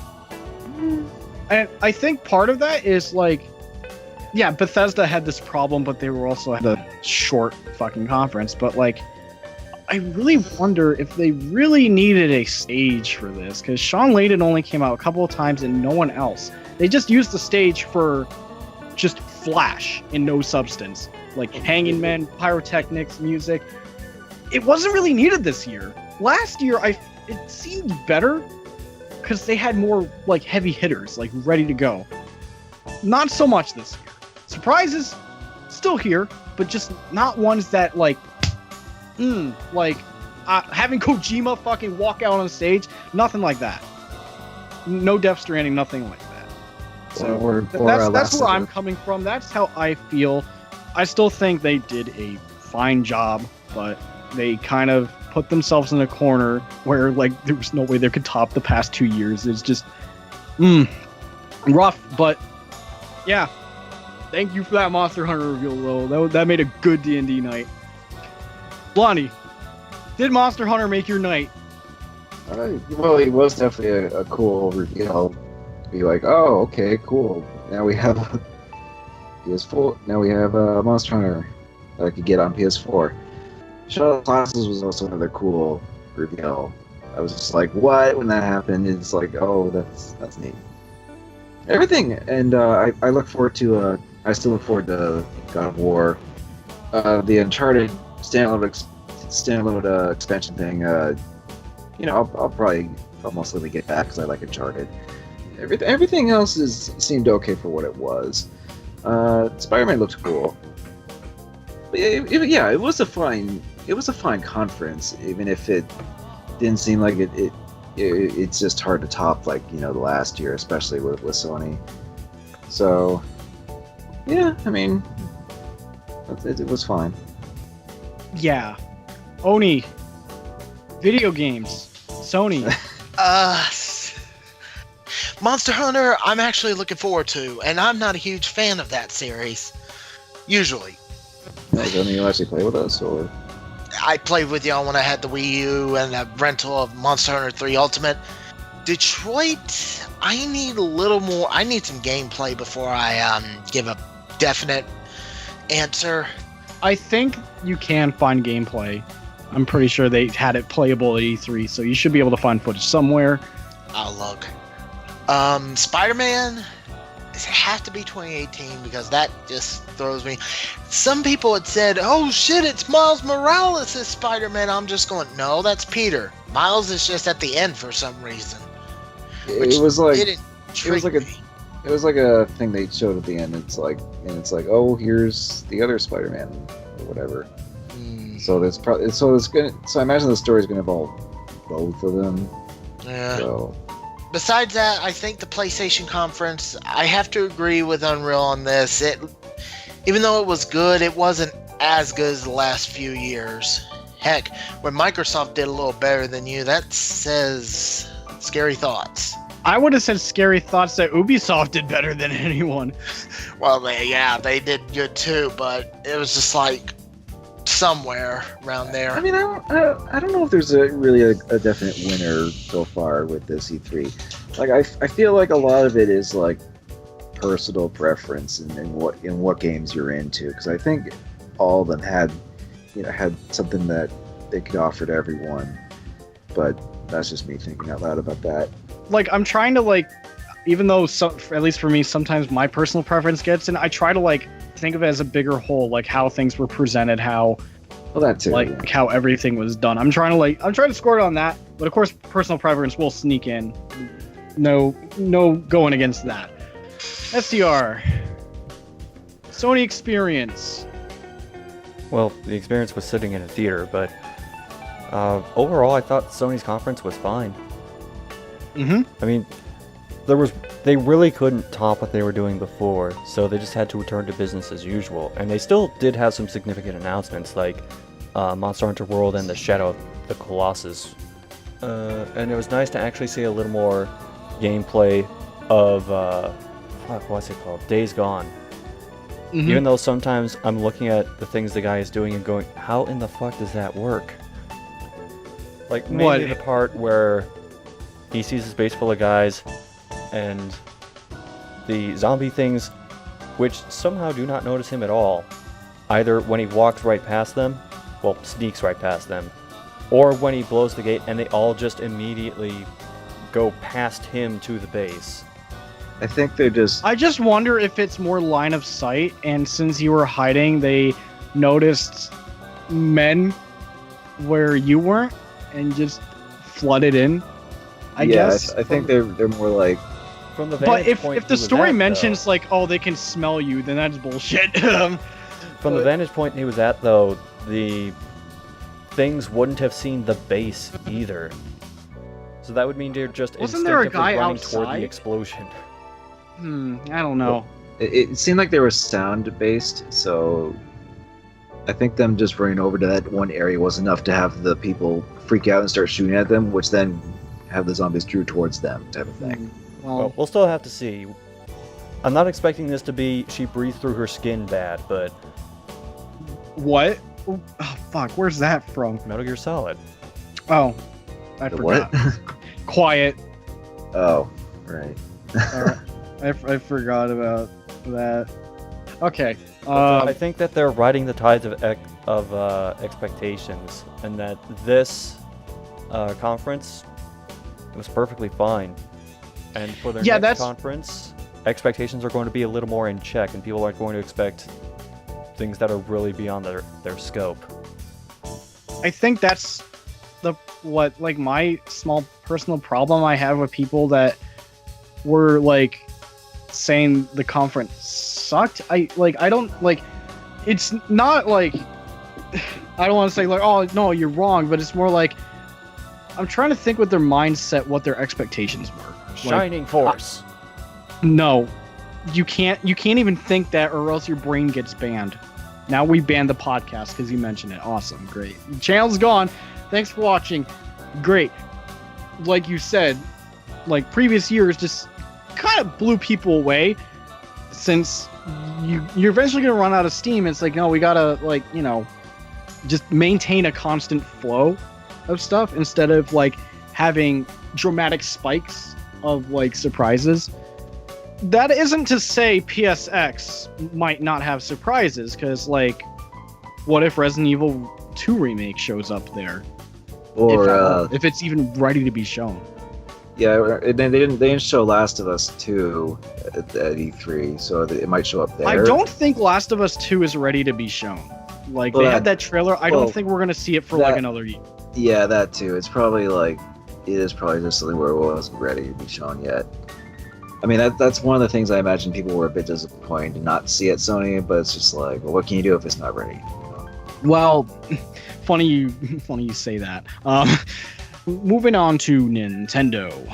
They had a 30-minute presentation, which sort of like bummed me out. Like when I found out that was just going to be like 25-30 minutes, I'd be like, well, they're not going to show too much. I'm pretty sure they're going to show the stuff I'm excited for, even though I don't have a Switch quite yet. Can I say something before you get going? Yeah. Nintendo had 25 to 30 minutes and made the most of it. Bethesda had 25 to 30 minutes and did not. Yes, that That is true. For comparison's sake, this was like handled better. That and Nintendo didn't have a like conference stage to fucking present this. They just did it through online, so that's immediately a plus that they didn't have to waste fucking money. They just had Reggie in the green screen room. It's all about the game. Game is fun. If it's not fun, what's wrong with you? But they start this off on a good note for me personally, because I'm looking forward to this game. We got a new trailer for Xenoblade Chronicles 2. Quick pointers, just pointing this out. I'm not sure about the character design still. I mean, We've got main character with big parachute pants. We've got female sword. Yeah, like, okay, so this game, like, as far as we know, like, we've got, like, spirits in the sword, or they're the sword, and the sword is a girl with tennis ball tits. Okay, even with that, this is not, like, the most outlandish anime designs I've seen. Yeah, I know, but in terms of, like, the Xenoblade games, it's, ooh, boy. Yeah, but Xenoblade always had kind of, like, that kind of anime thing, especially with Chronicles X. I mean, it was more prevalent in X for the anime side of things, where Chronicles was just weird. I still loved it. Yeah, but 2 seems to be going for more stylized, almost Tales of-ish type of I feel design. like it's to mainly get rid of the complaint of we need their faces to be, like, expressive. So they got this character designer to do that, and I guess it'll work in that favor. Apparently there's one character designed by Tetsuya Nomura in the game. Just one guy. They actually credit him at the end of the trailer for that. Other pointers. Oh man, the music's fucking good. Oh boy. Well, I don't think we've had any doubts about the music. Oh yeah. That series. Getting Ace Plus back, as well as Mitsuda didn't. What has Mitsuda worked on? Chrono Trigger? Who are you referring to? The composer. I forget his first name, but his last name's Mitsuda. Begins with a Y. I am Yasunori. blank. Okay, Yasunori. Yes. I believe that is. He I believe he did work with Uematsu on Chrono Trigger. Yeah, Okay, he did. and, He did. Any other notable things? Mario Party. Mario Party. Mario Party. Xenogears. I mean, I knew Chrono Trigger and Cross, but I wasn't expecting Mario Party. Nothing else other than that? I said Xenogears. Oh, he was on Xenogears! There Oh, you go. shit! Oh. Okay, cool. Yeah, like the song in the trailer, great song. Like you can actually there's like 4 songs you can hear right now, I think, that people got from like the Japanese website. Good stuff. Excited for that. Last thing before I move on, I do want to note that the voice acting, there's some spots where it's kind of rough, especially when he goes take this and does like that typical take this. It just sounds so I kind of just that was kind of I receded into my seat a little bit hearing that delivery. That has me a little worried, but I'm still excited for the game. Well, there's Japanese voice. You can just switch to that. X did not have that, but who knows? Maybe they'll have this one, because Chronicles 1 did have Japanese voices as an option, but just not in X. So they're still slating for a holiday 2017 release date. I mean, call me crazy. I don't think they're going to hit that date still. I still don't think they're going to do it. I think it's going to be pushed to somewhere in 2018, at least the earliest. If they make it to a 2017 release date, that'll be pretty cool. Well, I wouldn't be surprised if it gets delayed either. Because all I know is I'm probably picking up a Switch around the time this game comes out. Okay, well, we'll see then. Yep. Got ourselves a new Kirby game. So far it's just called Kirby, and it's coming out next year. Yeah, it definitely looks like kind of like an amalgamation of like the newer Kirby games And Return to Dreamland? Yeah, Return to Dreamland and the 3DS ones, and some Superstar stuff we know with getting allies, and even a little bit of Kirby 64 with like combining powers. So that looks cool. Coinstone's back, so yeah. Again, this might be out of order because this shit's out of order on here. Because fuck. They bring up Pokemon briefly. They talk about Pokken Tournament DX, which was already revealed during a Pokemon Direct at some point before E3, as well as like Ultra Sun, Ultra Moon. I don't think they mentioned Ultra Sun or Ultra Moon in this conference, but it's just like a side note. And then they just had like just one of the Pokemon guys, I guess, just come out and just mention, hey, we've got a core RPG Pokemon title coming out on Nintendo Switch, which is probably what Pokemon Stars will be, if that's going to be the actual name, but it's in development. There is going to be a proper Pokemon Switch game. There you go. And then... So let's move on to what killed everyone. let's just say that an atom bomb dropped onto the E3 convention floor, even though this was an online video and not an actual press conference. We see space, and then we see, I don't even know if they're called nebula. I'm just gonna call them stars. Probably nebula. I'm probably not good with my astronomy bullshit here. Spatial anomalies. Space stuff forms up, and you just see an S, and then a number 4. Smash 4 on. Shut the fuck up, Smash people! Oh my god, it's like Smash 4. No, it's Skate 4. Everyone wanted Skate 4, they fucking got it. Not the EA conference, no, it was here. Yep, no, and it's only for Switch. What a fucking bomb. Give it up for Nintendo for Skate 4. Fuck yeah.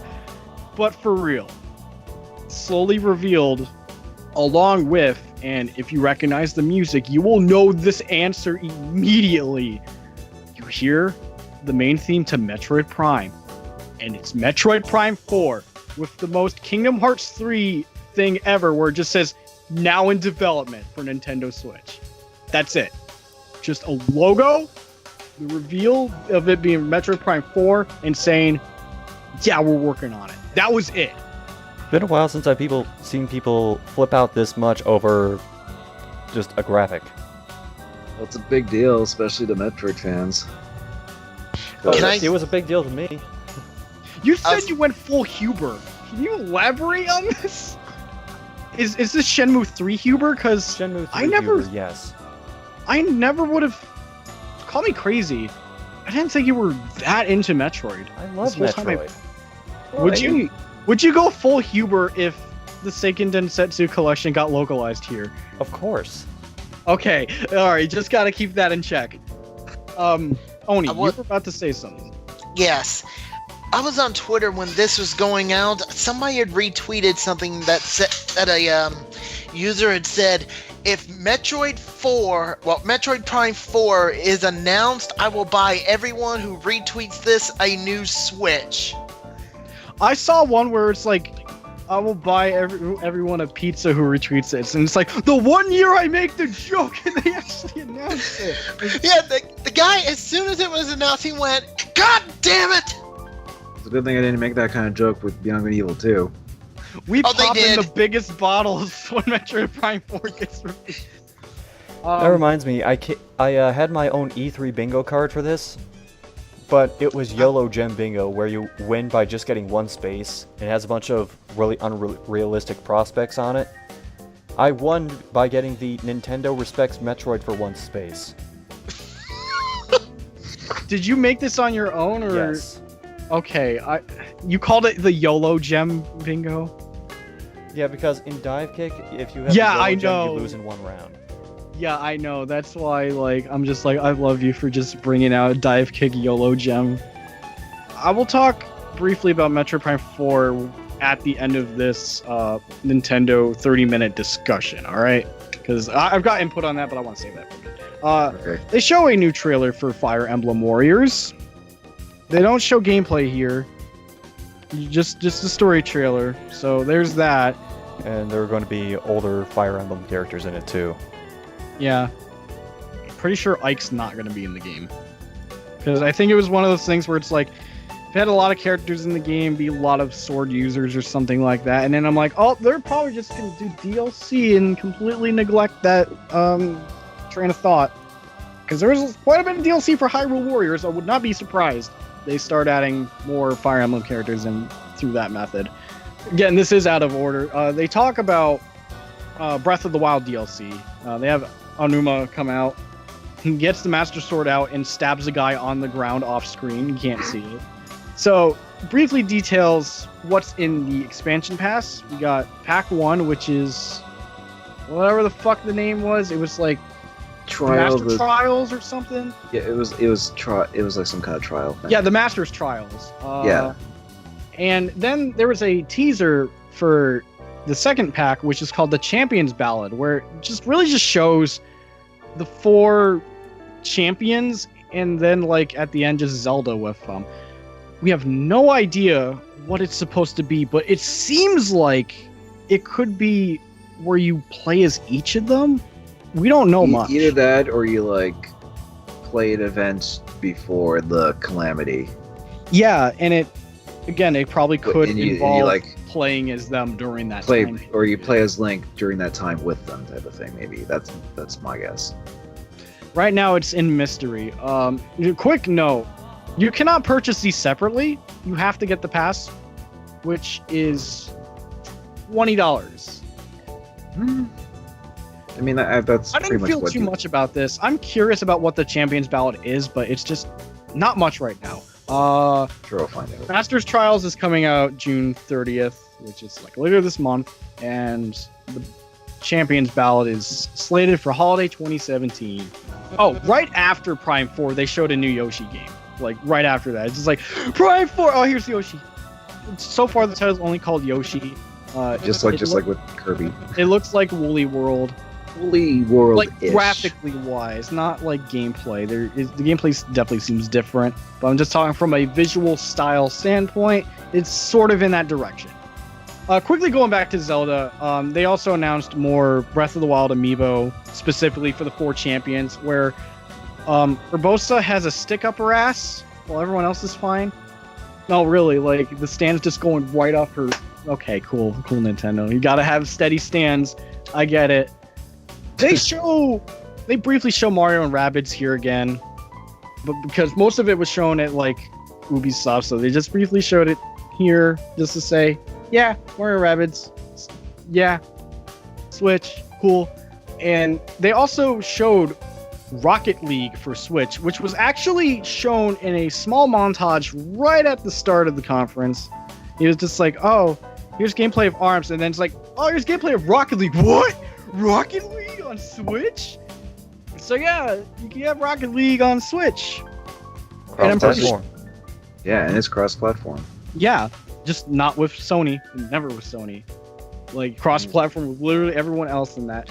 Oh, I hate to go back to Microsoft very briefly, but when they showed Minecraft, they showed the Switch like in that presentation, like in Minecraft world. Like someone built a Switch to say like we can cross-platform with that too. Like there's some games that have definitely cross-platform with Xbox and Nintendo and even PC. Just Sony's not having any of that. I don't know if I'm missing anything else outside of this last game, which is of course the biggest game of the show and the biggest presence at E3 for the Nintendo booth, specifically new trailer for Super Mario Super Mario Odyssey, which I will give the trailer this, like, didn't think it was Mario with that T-Rex until the hat showed up on him. Those cheeky fuckers, man. It fooled a bunch of people. That game looks really good. It looks... Yeah. And the trailer had really good music. It had a really good song. It had lyrics. What Yeah, lyrical song, and it Mario was game has lyrics?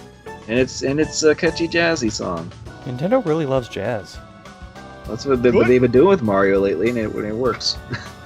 But they can prove they can like perform that shit. Good on them. Is it bad I want to get a full soundtrack release with that song No. of Super Mario Odyssey? No, it's called wanting a video game OST. I want the Yakuza OSTs. Like, actually, but good luck finding it at a con. That was it for Nintendo. You didn't mention the new feature they showed off for Mario Odyssey. The fact that you can take over. I was gonna enemies and save objects. that. I was gonna save that because they show more of the Treehouse. I think that would be proper for Sorry. any gameplay related stuff outside of brief like reactions and stuff to Okay. be described there if it was shown in Treehouse as well. Right. I mean, yeah, I talked more about the Xenoblade, but I didn't talk about the gameplay. Okay, For fair they barely showed any gameplay in the trailer, but you know. Okay, yeah. But yeah, I was happy with Nintendo's short thing. They did use a decent amount of time. Part of me wishes it was just a little bit longer. You know, just get a little more out. But you know, I'll take it. It's fine. I wanted to bring up something I mentioned with Prime 4. Call me crazy. I didn't jump out of my seat. I'm happy. I'm really happy. But for some reason, I wasn't going full Huber as much as I would have loved to. Maybe because like all the logo's cool, but at the back of my mind it's like, man, I want to see it, and we won't be able to see it for a while. I'm happy that it exists. I'm curious how it's going to be because it is confirmed that Retro Studios is not working on this title. Which begs the question, what are they working on now? Yeah, that's still a mystery. If anything, Tanabe, I don't know his first name, but Tanabe is part of the team for that. And from what I've heard about Tanabe, there is good faith because that guy apparently really knows what he's doing. And I think he helped get Retro to work on Metroid Prime 1 back in the day. So I think him finding talent to work on, say, like a Prime game, I think it's in good hands. Because, yeah, there was Federation Force, which was like, a whole shitstorm. But Next Level Games, who developed that, they're a good studio. They were just in an unfortunate position with Federation Force. So I feel like there is faith with Prime 4. I can't wait to see more. I wish I went full Huber during that reveal, but I didn't. Maybe it's because it was like so early in the morning. I'm like, oh, it's awesome, but I'm so fucking tired. Blondie, let's talk about this 30-minute presentation from your perspective. Well, what do you got? How do you feel? It was cool, especially, obviously the biggest announcement is, of course, the fact that they're making another Metroid Prime after like 10 years. So, hey, that's cool. It's like something I don't think many people were expecting, let alone like another Metroid game. It'll be interesting to see what becomes of it. I'm definitely on board to see what it's going to be like. Everything else was pretty standard. The new Yoshi and Kirby games look like more fun games to play if you were a fan of those. And a new Pokemon game being announced for the Switch is cool too. As I know people were kind of clamoring for that. Not much else really stood out for me though. But and of course the Mario Odyssey trailer that just increases my want for that game even more because I thoroughly enjoy 3D Mario games and ever since when I first got it in N64 and I got that game, that was pretty much what essentially really got me into gaming. So 3D Mario is definitely definitely a big priority for me. So I think whenever I do get a Switch, that game is going to be my number one pick, like to get right away with the Switch. Wait, Mario? Yeah, Mario Odyssey. Oh, should state October 27th. October stacked, dude. You know how many games are coming out in October? Holy shit. Yeah, but I'm probably not going to get a Switch till like Christmas birthday thing around that time. But the fact that it's coming out this year is still really good because a lot of people were kind of speculating. Oh, they said holiday, but I don't know if it'll be this year. And sure enough, yeah. And Xenoblade, Xenoblade 2 looks like it'll be fine too. It's just I haven't really played a ton of Xenoblade and haven't played a ton of Chronicles and Chronicles X. Of course, they are massive RPGs, so it's just something I have to get to someday, hopefully. But this looks good too. So, Oni, how did Nintendo do? They did great. I'm gonna be honest. I didn't get into Metroid until Metroid Prime, so you'll have to forgive me for my early childhood skipping out on Metroid, Metroid 2, and Super Metroid. That's fine. That was sort of me. I say sort of because I did get to play Super Metroid when I was younger, but this was a rental copy, and I was too young to comprehend most of that other than going into a already save file on their late game with a gravity suit. I'm like, what the fuck? I didn't get into Metroid till Metroid Prime. Exactly. So, Metroid Prime and in some aspect Metroid Fusion got me into the Metroid series. So when I heard Metroid Prime 4 was announced, I was like, yes! And then one other game, but we won't get into that until a little bit, but you get what I mean. A new Kirby game, I'm excited for. Love Kirby. I'm a little iffy on Yoshi. Xenoblade Chronicles 2, again, I'm not a huge RPG guy, so I know RPG fans will love it. Forgive me. I want to play Super Mario Odyssey. I want to play that so bad. it's not funny. I want the soundtrack to it. I want the theme to it. I want merchandise to it. I want everything that is related to Super Mario Odyssey. Well, maybe you could buy a new hat. Oh yeah, I could buy a new hat. He does have a lot of new hats. But anyway, I thought the presentation was pretty good. Was pretty solid. It kept it short as well, which I like. Oh. The core Pokemon game coming to the Switch. I know Coliseum, XD. I know that, but I'm talking. You can catch a Pokemon that aren't Shadow Pokemon. I've been wanting a legit core, not a Stadium Coliseum kind of Pokemon game for almost over 2 decades now. I'm just glad to finally hear something about it. And again, the presentation, loved it, and I can't wait. I just want to step in quickly because when you mentioned Prime Infusion, just remind me that was the best Christmas I ever had. Getting both those games, that fucking phenomenal. Oh man, that was a good ass Christmas. Yeah, it was. I think I also got a Samurai Jack game that Christmas. I don't remember, but I have that game. But Metroid, yeah. A funny story about that. My mom didn't want me to get a GameCube until she knew it was released in our local video store. I went into my local video store that year and I saw Metroid Prime. I looked at my mom. I said, "Hey, remember that promise you made to me about getting a GameCube as soon as our local video store got a GameCube game?" "Yeah, what about it?" I point to Metroid Prime and go, "When?" She looks down and she says like, "Damn it. I gotta stop making these." I'm poor. Yeah, well, you know. Oh, but God bless. Well, yeah, I don't know how much. Like, Yeah. I don't even remember how much GameCubes cost back then because my brother won. But moving on. SCR. Will Metroid reveal itself? So, there are only 3 Metroid games that I have not played.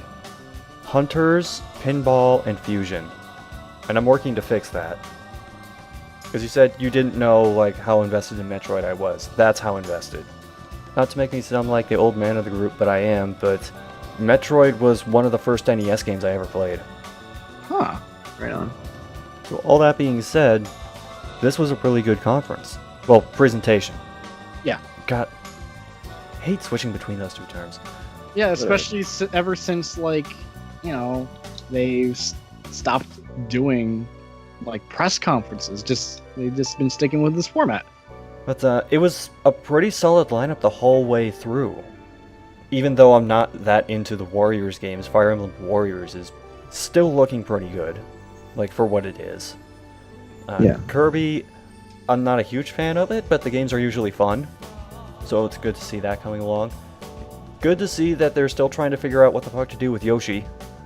I think this and Woolly World kind of fits it into its niche right now. Anyway, We need a full remake of Yoshi's Cookie for Switch. And Safari as a double pack. That'll be DLC.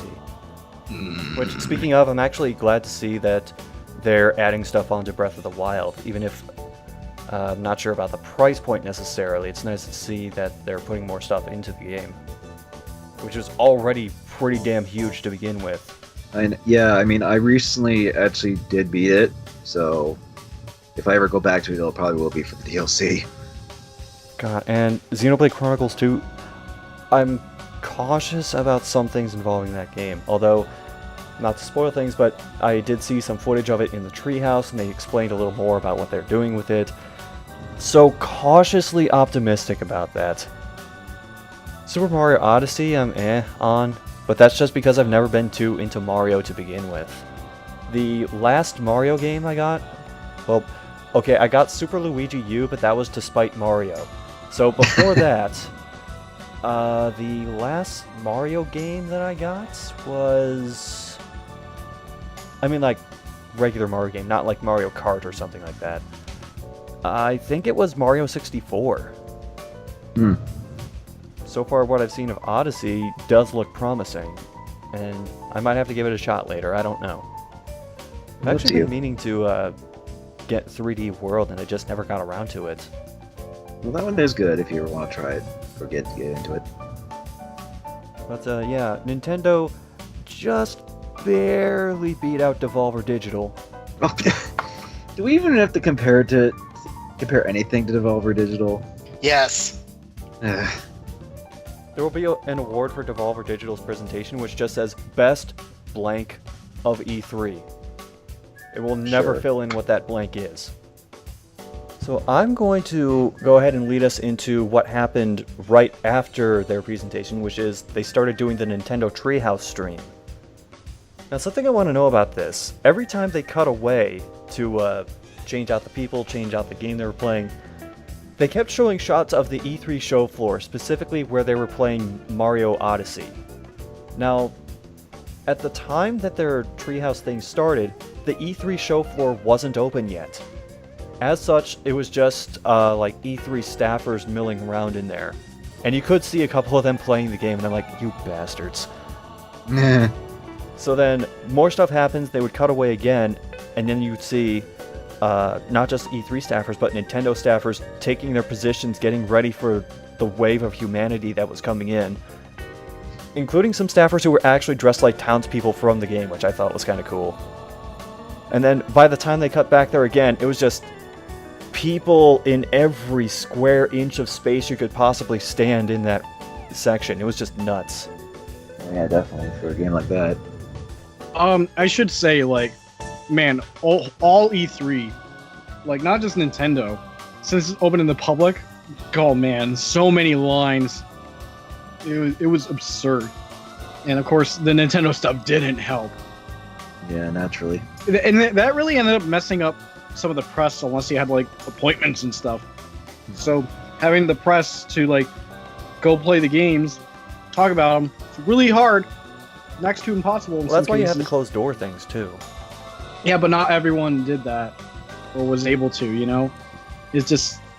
E3 opened up a can of worms by making it open to the public that way. I guess they're gonna do it again. So, anyway, Nintendo Treehouse. Right after their Spotlight presentation. They start off with an interview with Reggie Fils-Aimé, and he mentions several times that the 3DS is still a big part of their business, so he's clearly leading up to something.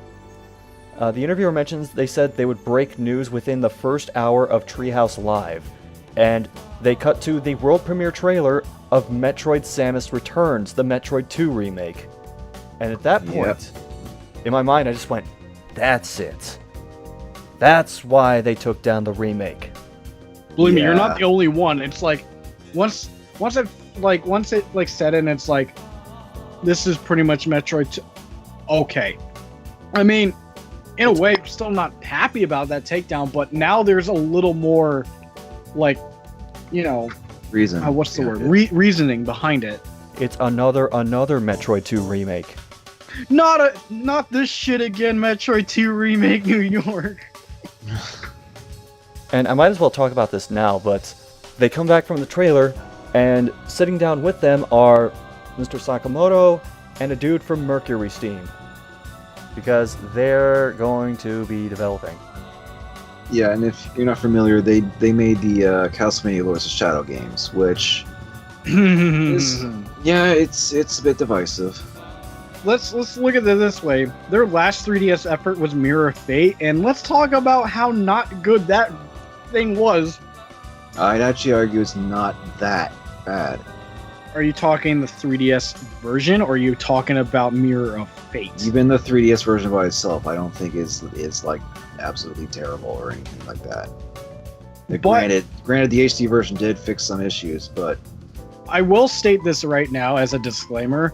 I know I'm probably. I did pre-order Samus Returns because this is, at least for me personally, this is Mercury Steam's last chance to like make me think they made a good game, and I feel like they have a chance because with Nintendo pretty much overseeing it, I have a feeling they're like, unlike Konami, for example. I was going to say, look at the common thread with those Lords of Shadow games.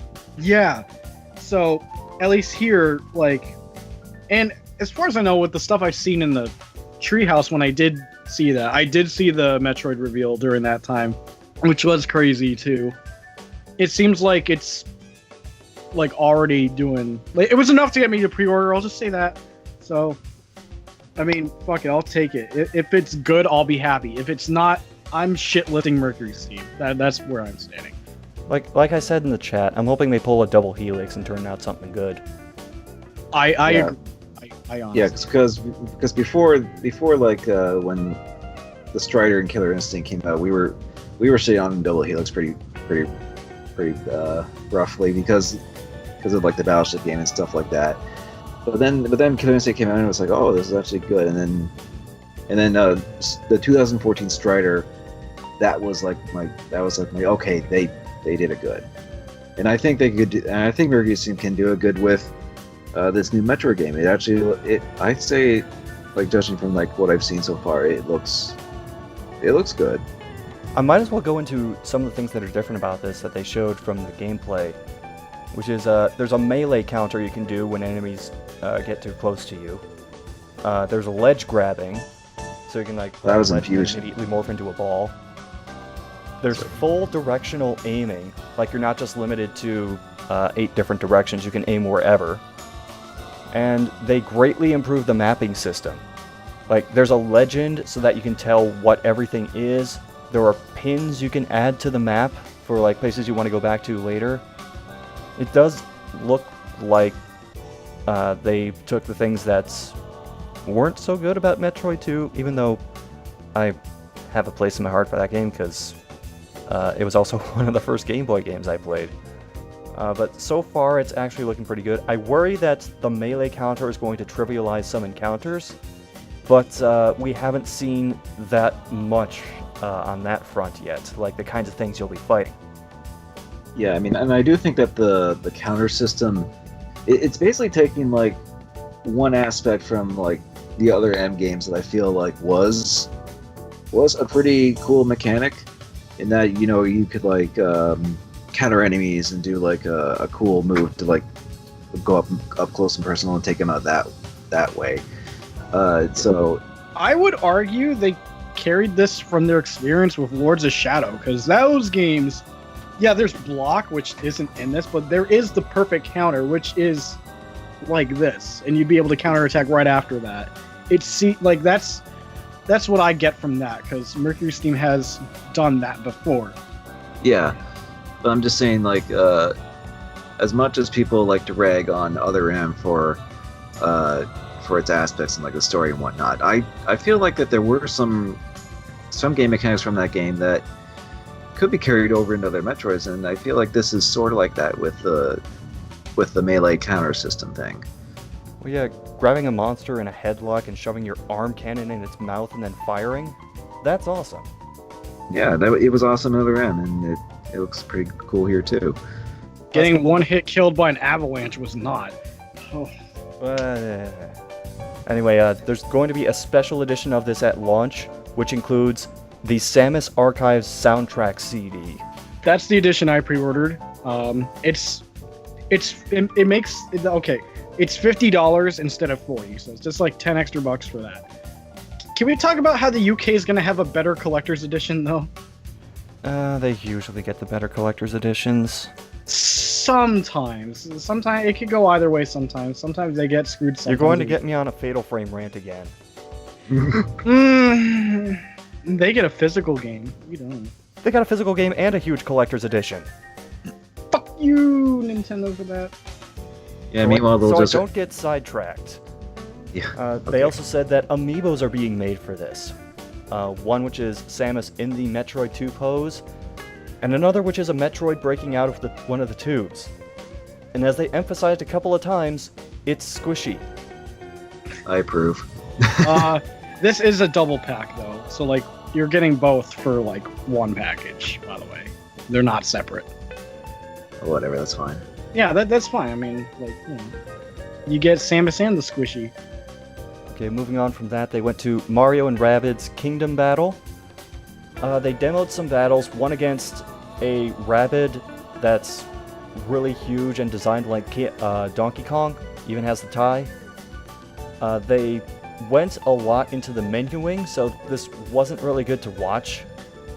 But they went into like the details of the kind of units you can select and their abilities, the kinds of weapons you can give them, and the kind of skills they can have that'll help you traverse the map, deal with enemies as they come to you, as they move to certain locations. It's got a lot more depth than I would initially think that a Mario or Rabbids game would have. They went from that to Fire Emblem Warriors. It's a Warriors game. Yeah, it's at least nice to see gameplay here. It's pretty much what I was expecting. There's probably a little more to it, but I only glanced at this in the Treehouse. Like, again, I was on and off that, so I didn't see too much outside of big crowds, sword, X, why, you'll be sucked. They went from that to Xenoblade Chronicles 2, and they demoed some of the gameplay, and as this was going on, it was clear that they weren't done with localizing everything yet, because randomly you would hear some voice clips that were in Japanese. But they demonstrated the battle system in particular. Rex is called the driver, so he does most of the attacking with his sword, and then Pyra is his blade, so she charges up his sword with certain arts, and as he attacks he builds up to those arts, and then those arts can charge his sword's power and give him certain abilities. You can also use core crystals to form new blades, which he can swap out with Pyra to get new weapon types and arts. And you can actually switch those in the middle of battle. You don't have to like be out of battle and go through menus and do that. One last thing I'll mention from this is that they had Mr. Takahashi there, and they asked why they didn't follow up on Chronicles X and instead just went to Chronicles 2. And he said it's because Chronicles X was more exploration driven, and with Chronicles 2 they're going to be more story driven, so they felt it was more appropriate to call it Chronicles 2 instead of a follow-up to X. Fair enough. There was another announcement: Mario & Luigi Superstar Saga plus Bowser's Minions. It's a remake of Superstar Saga with a new mode of play, which is sort of like a strategy game where you're controlling a bunch of, Bowser's minions, fighting against other groups of minions. And it's very dependent on seeing what your enemy is going to play and then strategizing what units you're going to use against them. And there are also certain abilities you can use as the commander to inspire your troops or cancel out opponents' attacks. It seems like an interesting little add-on to the remake. Yeah, I wasn't expecting that, let alone like additional, like a side mode thing to it. Then we get to esports. Well, sort of. It's Nintendo, so it's usually just like one-off tournaments they do for E3. Oh, right. Starting with the Splatoon 2 World Inkling Invitational. What they did was they had tournaments around the world to determine which teams would earn an invite to E3. They did it in an Asia region, the Oceanic region, Europe, and North America. So you wound up with Dynamew, the Japanese team, Blue Ring Octolings, the Australia-New Zealand team, Rising Moon from France, and Deadbeat from the US. And after several, best of 5 eliminations across different game modes in it, and then the finals with best of 7, Team Deadbeat from the US won. They swept Australia, New Zealand, and then they won 4-1 against Japan. That brings us to day 2. And they started with Pokken Tournament Deluxe, showing the extra characters, namely the ones that are in the game now who were also in the Japanese arcade version but didn't come with the initial release, as well as the extra assist Pokemon, and a 3-on-3 mode. So you pick 3 Pokemon you'll fight as, your opponent picks 3 Pokemon you'll fight as. Then there are these button prompts you get at this screen to determine which Pokemon you're going to use for each round. Neither you nor your opponent can tell which Pokemon is being selected until the fight starts. That led into, honestly, it was probably the weakest of the tournaments they did. It was the Pokken Tournament. What they did was they had 4 different teams, each consisting of 1 streamer or YouTube person and 1 fighting game community member. Here's the thing that was off about this. Only one of those fighting game community members was known for playing Pokken Tournament. Guess who won? I know the answer, and I don't want to answer it. Well, the Pokken Tournament player was Alistair Singh, the only pro Pokken player in the whole group. And his partner was some guy from Game Theory. You know who it is. I didn't write it down, just my notes just say some guy from Game Theory. It's Matt. His name's Matt Pat. Oh yeah, that was also Not weird. Matt and Pat from Best Friends. No, that was confusing. No. Yeah, we know. That was another weird thing. Instead of getting a different personality, they had another team that he faced in the first round, which his wife was on. So they won, and then they faced the developers of Pokken Tournament. The Game Theory guy got pretty soundly beat. In fact, it looked at times like the developer was trolling the shit out of him with Krogunk. And then Alistair put up a decent fight, but he also got beat by the developer. They moved on to show Yoshi, which is still the working title.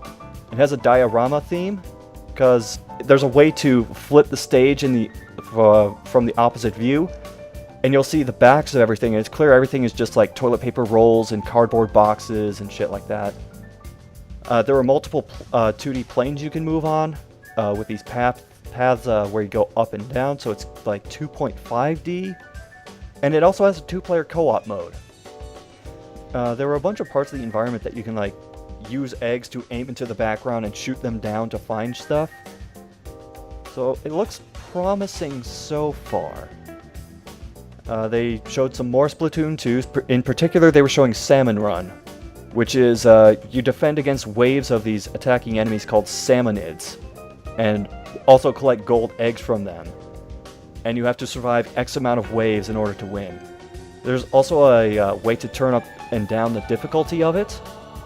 The people at the Treehouse tried playing at 80% difficulty and got slaughtered. And the difficulty meter goes up to 200%. After this, they showed some Miitopia, which is an RPG where you can cast a bunch of your Miis as characters. There was also a cooking thing, which Reggie was the chef, and all the Miis except one reacted terribly to whatever this person cooked, so I don't know what they were doing. There was another debut, which nobody saw coming, for a game called Sushi Striker: The Way of Sushido. This is a 3DS puzzle game. What it is the conveyors that you usually see at some sushi places, there's like 6 of them lined up, and you and your opponent are trying to match up different types of sushi and create these giant combos across the conveyor belts. And when you do that, you eat the sushi and then you throw the plates at your opponent. It actually looks kind of interesting. I'd like to see more about this and understand a little more about how it works. But there are like special attacks you can build up to like knock out your opponent faster. It even has its own really over-the-top anime theme song. That led to the 3rd tournament that Nintendo was doing, the ARMS Invitational. Yes, that game that's barely been out. They invited 4 fighting game streamers and 4 people who qualified from a tournament at E3 to participate in an 8-person tournament. So the streamers and the people who qualified had roughly the same amount of time playing the game. So my expectations for this were not very high. In the first round, all 4 of the streamers got eliminated. And it was clear as time was going on that people were figuring out things that they could do with each character. And a guy named Zerk wound up winning.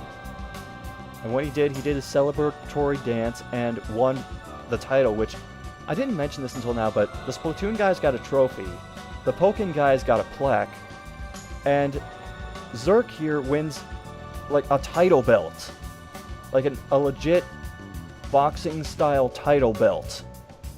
And then the developer, Mr. Yabuki, has an exhibition match against him. And Zerk got destroyed. So it's actually kind of encouraging to see the developers keep winning these. because it means there's more to the mechanics that you'll have to dig into to like play this seriously on a competitive level. So it is possible to be like really competitive with these newer Nintendo games. Going to day 3 of Nintendo Treehouse Live. This one was much shorter, so there's not much to talk about. They showed Ever Oasis, which is a game that they mentioned briefly last E3, but it's an RPG for the 3DS. It's being developed by Koichi Ishii, who, for those of you who don't know, worked on many of the Mana games, most notably Secret of Mana. Yes, I did just call it Mana instead of Seiken Densetsu. I'm of two minds on that. Anyway, kind of like his other games, it's sort of an action RPG. There are town building elements to it, because you're building a town in the desert to try and find your missing older brother. And you build up the town to recruit people to go on quests to try and find out where your brother is. And the battle system is all in real time. And it has abilities that you can charge up and stuff like that. A lot of this would seem familiar to most people who played a Seiken Densetsu game. The last thing they showed was the demo DLC for Breath of the Wild. They showed Master Mode, which is basically hard mode, along with some additional armor and costumes. And they also showed Trial of the Sword, and it did not go well. The person playing this, yeah, that did not go well. But it's like 45 floors of stuff to get through, so whatever. And then they briefly showed off the amiibos of the champions. Did you guys talk about... I think Mario Odyssey during the Treehouse was before the Metroid, wasn't it? Yeah, I didn't hear that. Yeah, I don't think you guys... Oh, right. Sorry, I put that at the top of my notes and accidentally put it above Nintendo Treehouse, so I forgot to mention it. Yeah, Mario Odyssey was on it at least half a dozen times across all 3 days of Nintendo Treehouse. But they showed off a few of the different areas you could go to, and more of the hat mechanic. Like, Mario can throw it onto something and basically take it over. And the things that he can take over have their own little abilities that can help him find stuff around a level or get to certain places he couldn't. Like, he can throw the hat on like a wire and then turn it into electricity and cross the wire to a different building. There was another example where he took over a statue, which was sort of like a Moai statue, but not really. And it had this ability where it could make this like sound and reveal these invisible blocks to reveal the way to get to this other item over like quicksand, I think it was. And then they teased throwing the hat on the T-Rex, but at least in the video I saw, they didn't actually do it. Well, we know that's probably going to be in the game anyway, so... But, anything else you saw from this? not really. You definitely saw more than I did. I didn't see any of the tourneys or any of that. I just hopped in for a couple of the games on the first Treehouse day, and then that was it for me. Well, I can say that Nintendo Treehouse continues to serve its purpose, which is to just have this really casual way, really informal way of both showing off the games and talking to the developers. Like, compare the Treehouse and what they do to the PC gaming show and how they do it. Like, Treehouse is way more laid back, and it's frankly much easier to watch. Well, I mean, I haven't really seen much of it, but for what they've shown of Mario Odyssey in general, I think the hat mechanic is really cool, and like some of the stuff they do in some levels and all the mechanics in there is definitely shaping up to be something really, really good, I feel. The only other thing is the Metroid, the new Metroid game on 3DS.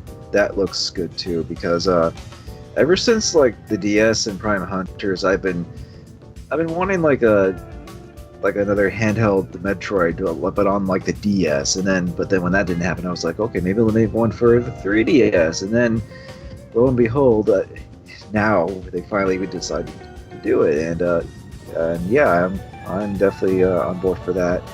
despite the fact that it's made by Mercury Steam, which I know I'm probably kind of in the minority of the Mirror of Fate game, which I still stand as not as bad as some people say it is. But I will admit it does have problems. But I feel that Mercury Steam learned from their experiences with that game and Lords of Shadow games in general, and I'm sure working with Nintendo, that this will be I think they can redeem themselves in some way after their previous entries.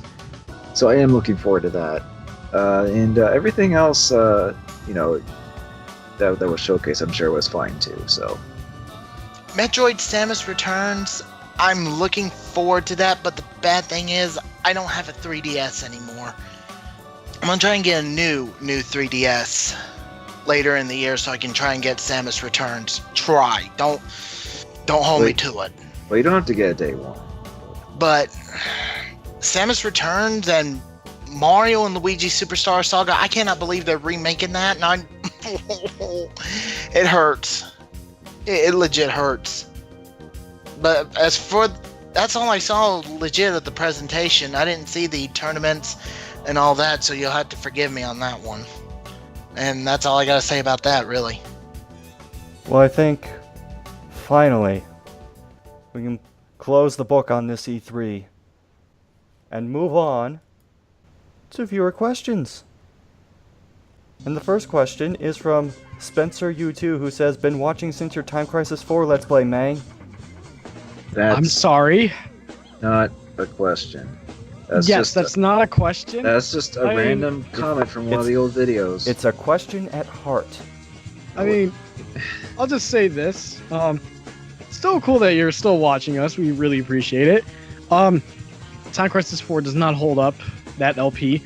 That's also my self-depreciation talking because, oh man. Well, it is one of the very first things we made. Yeah, this was the early days. This was the early BAB days of River City Gamers. Yeah, it's not a question, but still appreciate that we're getting viewers and all that. So we got a question. Yeah, natural we do have a legit question. Well, technically, this is two questions from Horseplay2. No, wait, that says 2 months ago. Never mind, it's just Horseplay again. Sorry.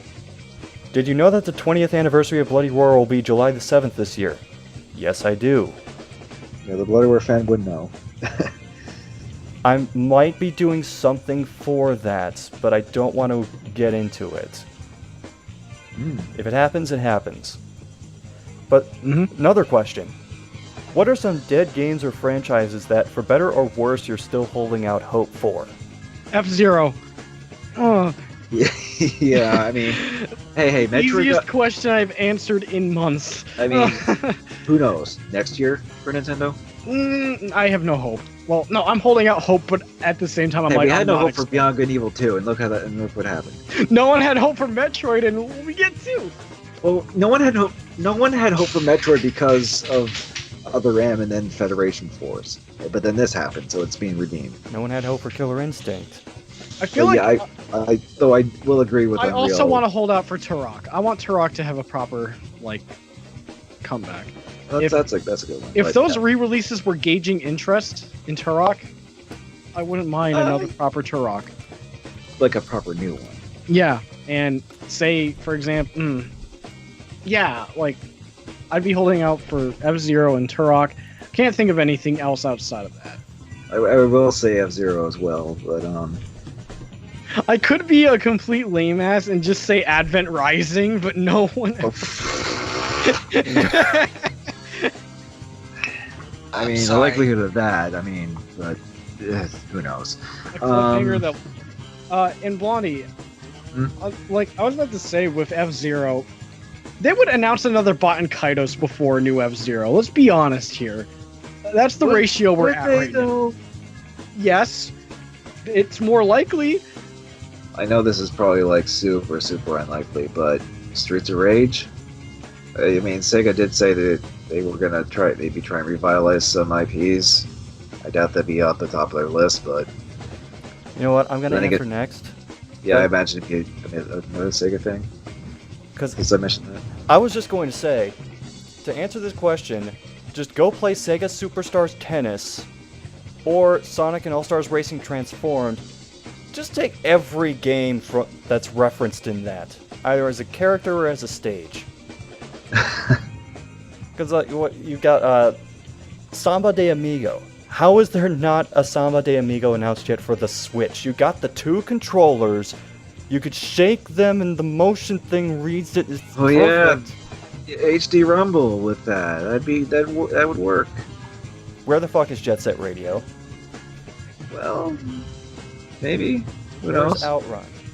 Where's Golden Axe? Where's Knights? Golden Where's Axe. Space Channel 5? Yeah, Golden Axe tried to come back. Remember I don't Golden count Axe that. Beast Rider? Yeah. Skies of Arcadia. Yeah, Okay, yes, that's I would one. like That's another- one. I would like another Skies of Arcadia, or at least, or a re-release of it even, like an HD re-release. That'd be sweet. And that other game I mentioned earlier, but if you say it 3 times, Sega appears and you die. And I think this kind of goes without. I think this one's kind of a given, but Bloody War. It's Konami. I have no hope on that front. Unless somebody somehow acquires the rights from them. Like what IO Interactive did with Hitman and Square Enix. I know what franchise I'd like to bring back, and you would never have guessed it in a million years. Madden. Hell no. State of Emergency. Oh, fuck. No, Oh, really? dude, I've reviewed both games. Listen, the original developers of the first State of Emergency, they went defunct. They died. A studio tried to make the sequel. It failed miserably. And that's it. That's all you needed of a State of Emergency. So I guess I'm the only one in here that liked the first game. No, the first game was okay, but it wasn't exactly like the most groundbreaking thing ever. And Like, it's you're not- pretty you're clear not- too You're not in the sucked. wrong. Like, yeah, State of Emergency 2 was a really bad sequel. It Like, was. you're not in the wrong for liking the first State of Emergency. Even I thought it was okay for the most part, but any hopes to make this a franchise died as soon as the second one was made. Yeah, and the question was, what dead franchise would you bring back? Right? It was more so like having a slimmer of hope that they would come back someday, and State of Emergency would never ever come back. It died. You True. never know. Bubsy came Who the- back. Okay, yeah, but at least but that's only because like the owners of that series was still around. I don't think the owners of State of Emergency are around anymore. Like both studios that made those games died, and I doubt Rockstar would care about the first game. And I'm pretty sure the publisher for State of Emergency 2 died. It's dead. That is So a you want- doorknob. So you want me to choose another one because is Well, that it? well, if you can think of a better one, that'd be preferred. Let me try. I'm thinking. Oh my god. We got Fire Pro Wrestling coming back, so that's out. No, Rumble Roses can stay dead. You know what? You I'll guys- say an equally as improbable one. Alright, what? Silent Hill. Until it comes back as Silent Hill Survive. Ugh. Don't even talk about Don't that. even. Here we were so close to getting Yeah, another Silent Hill game, but and then it just got stolen from us. Well, I'd say Gundam Versus, but that's coming out to the West soon, and I'm actually excited about that Okay, one. how about I give you one, Oni? Mega Man. Fucking Mega Man. Like not like a collection or anything. Like an actual new Mega Man. How about that? I'll do you one better. A new Mega Man X game. Well, that counts too. Yeah, just Mega I Man would- in general. Just yeah. in general. Any of those generations. Seeing X in a Marvel vs. Capcom game kind of gives me hope that maybe soon Capcom will be like, what the hell are we doing? Get to work on the next game! Stat! But yeah, I know it's shot out of the blue, but I did love State of Emergency 1. I do have a tiny, like 0.0001% chance that it might come back. I know it won't, but Nope. Absolute 0%, dude. I'm sorry. I played through the sequel. It rightfully died. Oh my god. But yeah, that. Well, besides that, Mega Man X. That's it. If anyone wants to send us a question to be answered on the podcast, you can message it to us in the YouTube comments or on the site upload. You can also just drop us a comment at facebook.com/RiverCityGamers. Should we even bother doing video updates? This has been going on for so damn long. I don't know. Maybe just Okay, video updates, lightning round. I'll go first. I'm making a video and then I'm making another video. Blondie, go. I'm making another in retrospect. Maybe it's going slow, but hopefully it'll be out sometime soonish. Okay, that's good. Unreal. And other stuff too. Still writing collaboration with SCR. That's where I'm at. Also uploading old con videos and eventually Anime North 2017. Good. Oni, hurry up. I dropped all projects due to a thing that happened in February. I'm starting to slowly pick back up with WrestleMania Retrospective, reclaim Faster. the new WrestleMania Retrospective DLC episodes. Okay, But I dropped that's all it. We're done. projects. We're out of here. I'm SCXCR, I'm Unreal. Okay, gamer. I'm Oni. and that was a very podcast very. Very, very, shut your fucking mouth. This whole thing felt like the Devolver Digital conference. The pre-show, this was all just a fever dream. Now all that we I have to made, do wasn't it? is copy and paste this podcast 5 times to match the length of that 10-hour fuckfest. I have bad news. We'll only have to copy paste it like once. Are you serious?